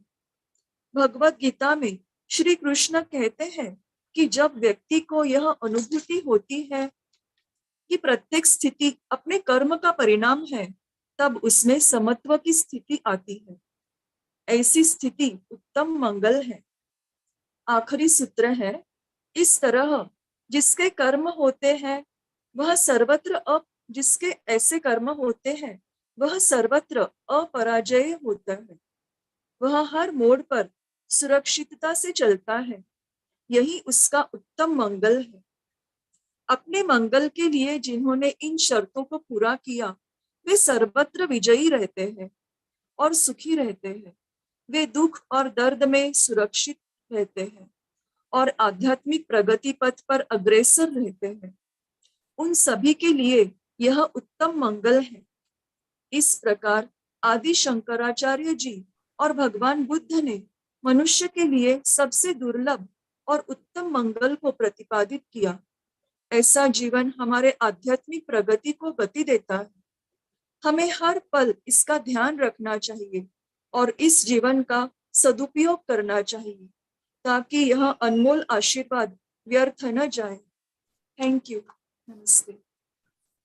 बहुत बहुत धन्यवाद तीनों वक्ताओं को। सभी लोगों की ओर से बहुत सारे मैसेजेस, बहुत सारी चीजें आई हैं, लेकिन मैं पहले आग्रह ये करूंगा कि किसी को कोई प्रश्न हो या तीनों वक्ताओं में से कोई और कुछ ऐड करना चाहता हो तो पहले उन्हें प्राथमिकता देने का अभी त्रिवेणी में इस तरह से चलन चला है कि अगर वक्ताओं को कुछ कहना हो विषय के बारे में तो वो पहले कहें और फिर क्वेश्चंस पूछ सकते हैं। मेरे ख्याल से जो कहना था कह दिया लगता है। तो जिसको भी कोई प्रश्न पूछना हो कृपया पूछें, काफी लोग हैं। और प्रश्न न पूछना और कुछ ऐड करना हो तो जो पार्टिसिपेंट्स हैं वो भी ऐड कर सकते हैं।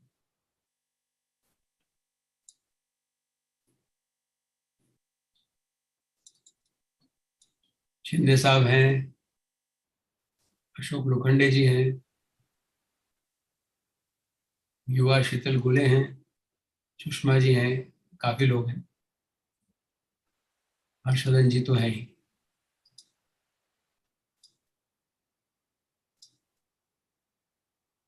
मेरे ख्याल से सभी लोग तृप्त हो गए हैं इस वाणी से और किसी को कुछ ऐड नहीं करना है। हाँ बोलिए बोलिए अशोक।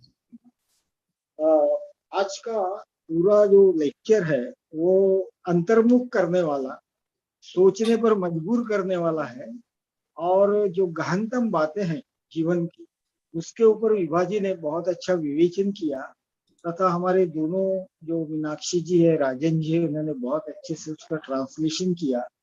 यहाँ सबसे बड़ी कठिन बात अगर जीवन में कोई है तो वो सम्यक है, बैलेंस है और उसको साधना ही एक बहुत बड़ी साधना है। हम कहीं पहुंचना है तो एक्यूरेट 9 बजे नहीं पहुंचते, या तो 5 मिनट पहले पहुंचेंगे या 5 मिनट ज्यादा।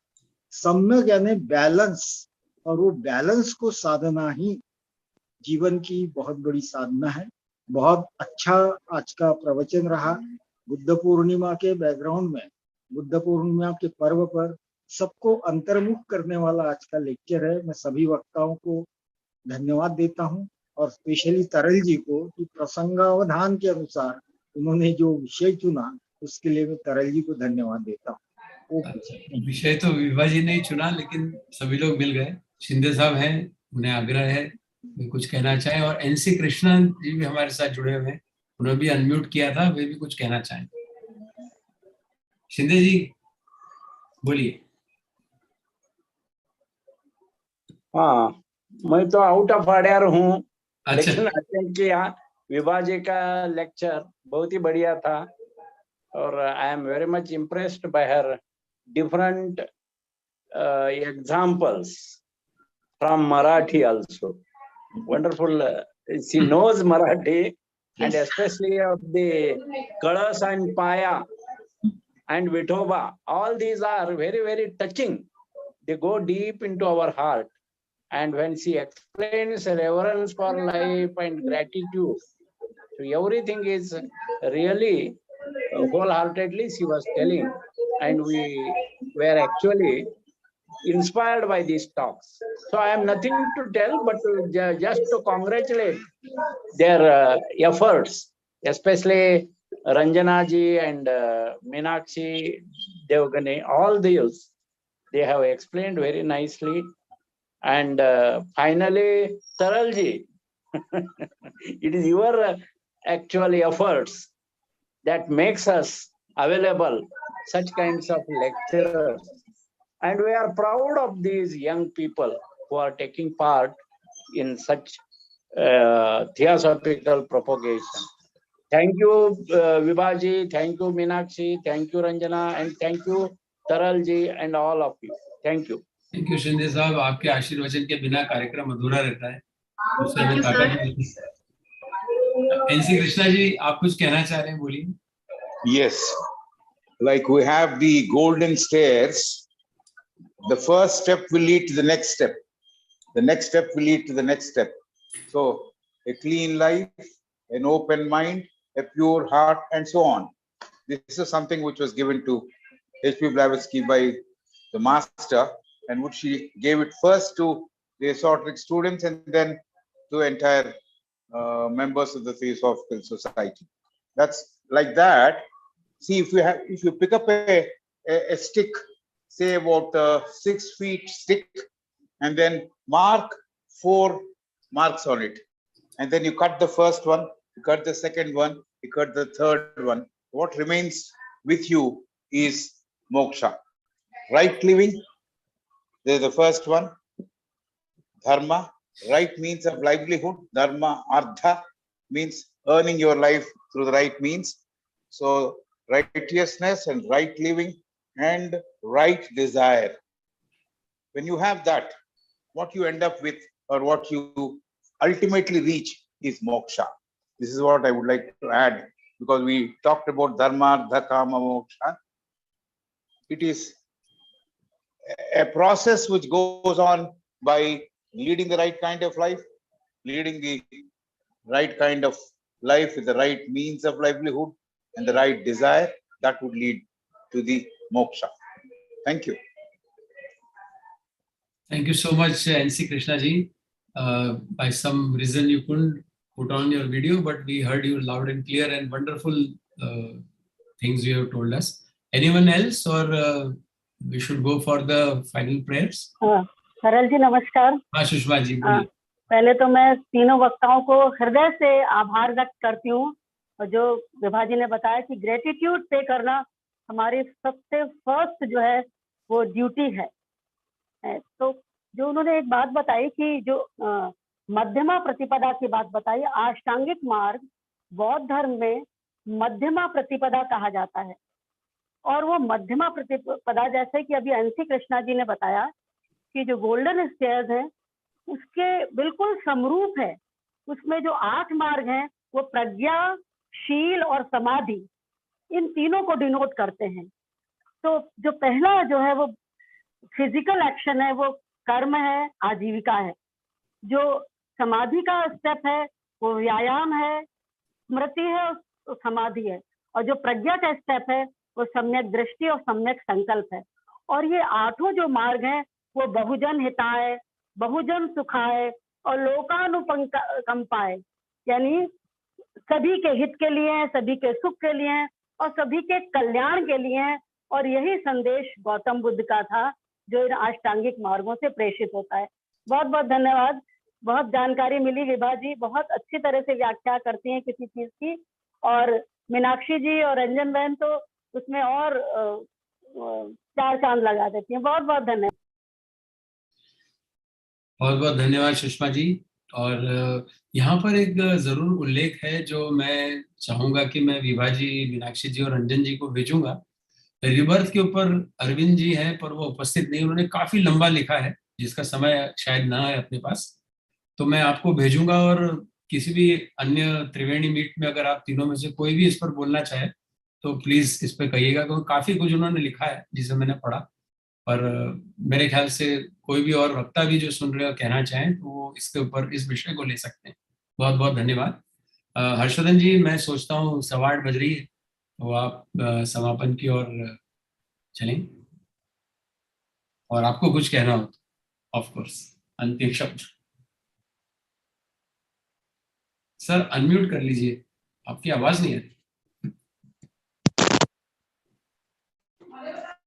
अभी आवाज आ रही है? अभी आ रही है। ठीक है। बहुत ही बेहतर तरीके से with the symbolism of Buddhism, not only that, but with the particular teaching of Lord Buddha, VIBHA ji delineated very nicely to make us understand all these things, which we as theosophists mostly listen to very carefully and practice at the most. तो मुझे तो ये बहुत बड़ा अच्छा लगा, और रंजन बहन ने तो बहुत बड़ी बातें कह दी। गुजराती जो हमारे जिन कवि की बात उन्होंने बताई, नरसिंह मेहता जी की, वो भी इतनी ही बहुत ही शालीनता से उन्होंने इस बात को प्रकट किया। और मीनाक्षी जी, आपने तो हिंदी में बहुत ही अच्छा और अच्छे तरीके से इसका वर्णन किया है, काफी समझ में आ जाए लोगों को, ये बहुत बड़ी बात है। एक प्रश्न मेरे दिमाग में ऐसा रहता है विभा जी, कि जो हम कर्म की थियरी है और जो पुनर्जन्म का जो हम विश्लेषण करते हैं, उसकी बातों में जो बुद्ध धर्म में या बुद्ध ज्ञान में जो भी बातें आती है, उसमें कई विडंबनाएं भी है, और उसके बारे में कुछ ऐसा चयन होना चाहिए कि उस चयन से हमें 3 लोगों को समझने में आसानी रहे। 3 people that we can understand. First is J. Krishnamurti, second the secret doctrine of Madam Blavatsky, and third is the very very occult literature of Leadbeater sir. तो मुझे ऐसा महसूस हुआ, और आपने 2 अच्छी बातें वो बताई, एक कलश की और एक जो हमारे निचले स्तर पर जो पादाने होती है ऊपर चढ़ने की, ये दोनों में जो कंपैरिजन की बात है कि कौन बड़ा, कंपैरिजन तो नहीं करना चाहिए। जो कृष्ण जी की बात आती है और सोचने की बात आती है, समझने की बात आती है, तो वो भी हमसे इस तरह से जुड़ती है। जो सीक्रेट डॉक्ट्रिन्स हम कभी कभी बड़े ही चाव से समझने की कोशिश करते हैं, या बार बार उसको सुनकर कोशिश करते हैं समझने की, तो ये बात आती है। तो मुझे तो बहुत अच्छा लगा। और एक आपने वो फर्स्ट जो सेशन था उसमें बताया फ्रेंडशिप के बारे में, the man is known by the company he keeps. ये बहुत ही अच्छी बात है। हमारे भी जो भी है, आप जिसके साथ रहते हो, कैसा आप उसके साथ परिचय बढ़ाते हो, डिस्कशन करते हो, और क्या आप सीखते हो, ये हम बच्चों को, नए नए हमारे जो नई पीढ़ी के जो लोग आ रहे हैं, उन सब में यही बातें होनी चाहिए।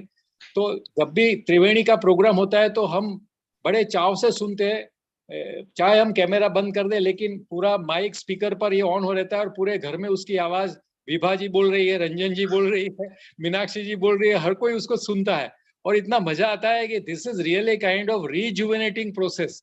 जैसे कि हम उसको काफी एनर्जी मिलती है त्रिवेणी प्रोग्राम से, या हमारे जो भी ऑनलाइन प्रोग्राम होते हैं तो वो बड़ी ही हमें नई एनर्जी देते हैं। तो रियली वी आर थैंकफुल।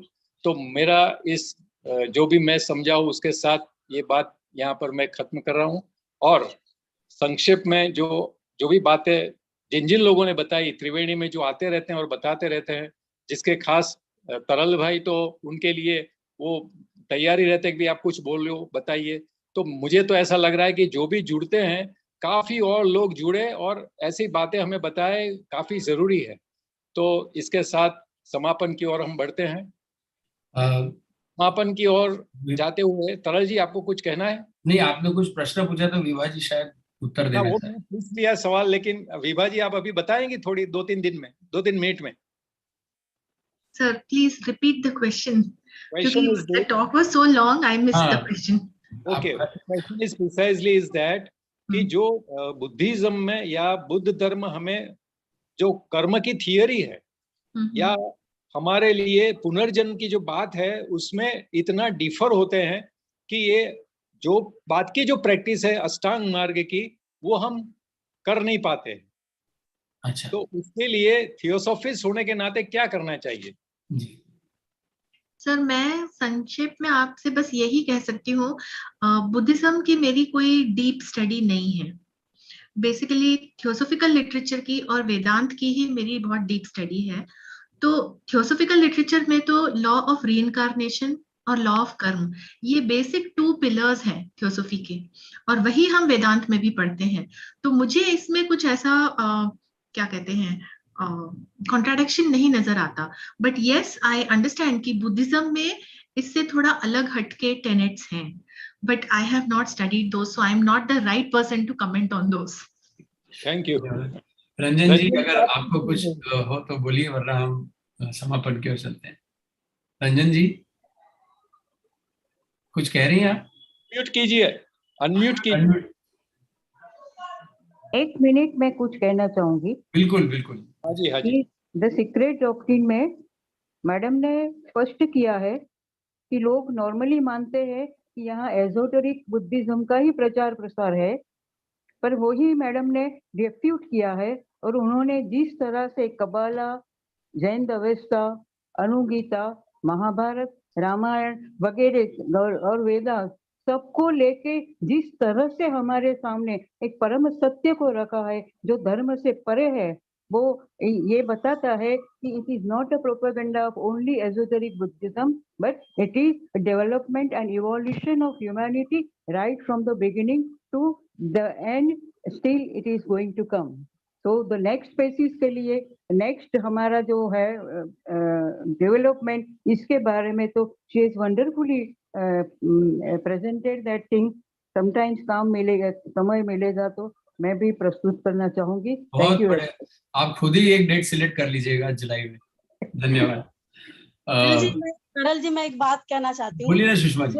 जो प्रश्न पूछा था उन्होंने जी, हर्षवर्धन जी। हाँ, बौद्ध धर्म में आत्मा का कोई कंसेप्ट नहीं है। तो ये प्रश्न उठता है कि जब आत्मा नहीं है तो कौन जन्म लेता है। तो इसके संबंध में उन्होंने कहा कि जो हमारे कर्म है वो कंसोलिडेट हो जाते हैं, और कहते हैं जैसे एक दिया जलाकर दूसरा दिया जल जाता है, एक लहर दूसरी लहर को जन्म देती है, उसी तरह से हमारे जो कर्म है वो कंसोलिडेट होकर और वो फॉर्म ले लेते हैं। तो ये बहुत क्लियर ढंग से कहा गया है। और उन्होंने कहा जन्म लेने का कारण भी है, अविद्या है, संस्कार है, विज्ञान है, नाम रूप है, षडायतन है, स्पर्श है, वेदना है, तृष्णा है, भव है, जाति और जरा मरण। इसको कार्य कारण का नियम कहा गया है। तो उसकी थ्योरी वेदांत से नहीं मिलती, लेकिन वो कर्म को और पुनर्जन्म को बौद्ध धर्म भी मानता है, 100% मानता है। बस ये मुझे कहना था, और इसके विस्तार से उसके संबंध में तो रंजन बहन जी अगली बार बताएंगी। लेकिन आत्मा का कॉन्सेप्ट नहीं है, लेकिन कर्म का कॉन्सेप्ट है, और वही कंसोलिडेट होते हैं। चलिए रंजन जी, आपका विषय तो फिक्स हो गया, डेट आपको फिक्स करना है। धन्यवाद। विमल जी मुस्कुरा रही है, 2 शब्द कुछ कहना हो, वरना हम पूजा की ओर से। Just that I just wanted to share that just like Krishnamurti, Buddha already said that my teachings, don't take it as it is, verify it for yourself. So think about whether what I'm saying is right, is exactly what Buddha also said, and Krishna ji 2000 years later also said the same thing. So everything, whether walking on the right path is good for me, don't take it that it has, somebody has said it, so it has to be. Question it for yourself and think whether walking on this path or that path, or doing this or doing that, following the golden stairs or not, what is right. Think about it and then apply. Then that makes a change. That is what we are aiming at, a change in the consciousness. Thank you so much. Thank you विमल जी। और हर्षवर्धन जी, आपकी इजाजत हो तो विभा जी से निवेदन करें। विभा जी, आप प्रार्थना कहती हैं, अंत में वो कहने की कृपा करें तो हम आज का समापन करें। समापन के So So thank you all very much for joining. Let us close the session with the closing prayer. Om Asato Ma Sadgamaya Tamaso Ma Jyotirgamaya Mrityorma Amritam Gamaya. Om Sarvesham Swastir Bhavatu Sarvesham Shantir Bhavatu Sarvesham Purnam Bhavatu Sarvesham Mangalam Bhavatu Lokaha Samasta Sukhino Bhavantu समस्ता सुखिनो भवन्तु Sarve Bhavantu Sukhinah सर्वे भवन्तु सुखिनः Sarve Santu Niramaya सर्वे Ramaiah Sarve Bhadrani Pashyantu सर्वे भद्राणि पश्यन्तु पश्यन्तु Ma Kaschit Dukha Bhag Bhavet. मा कश्चित् दुःखभाग् भवेत्। Om Shanti Shanti Shanti. Om Shanti Shanti Shanti. Thank you all. Thank you all, Vibha ji. Thank you so much. Thank Minakhi you ji, all. thank you. Ranjan ji, thank you so much. और बहुत you so जल्दी मिलेंगे अगले मंगलवार को अशोक जी हैं और हम मराठी फेडरेशन की ओर जाने वाले हैं और उसके बाद हम चेन्नई जाएंगे मद्रास फेडरेशन की ओर लास्ट ट्यूसडे को। तो सभी आमंत्रित हैं, आइएगा। बहुत बहुत धन्यवाद। मैं आप सबकी रजामंदी से मीटिंग एंड करूँ। Good night. Good night.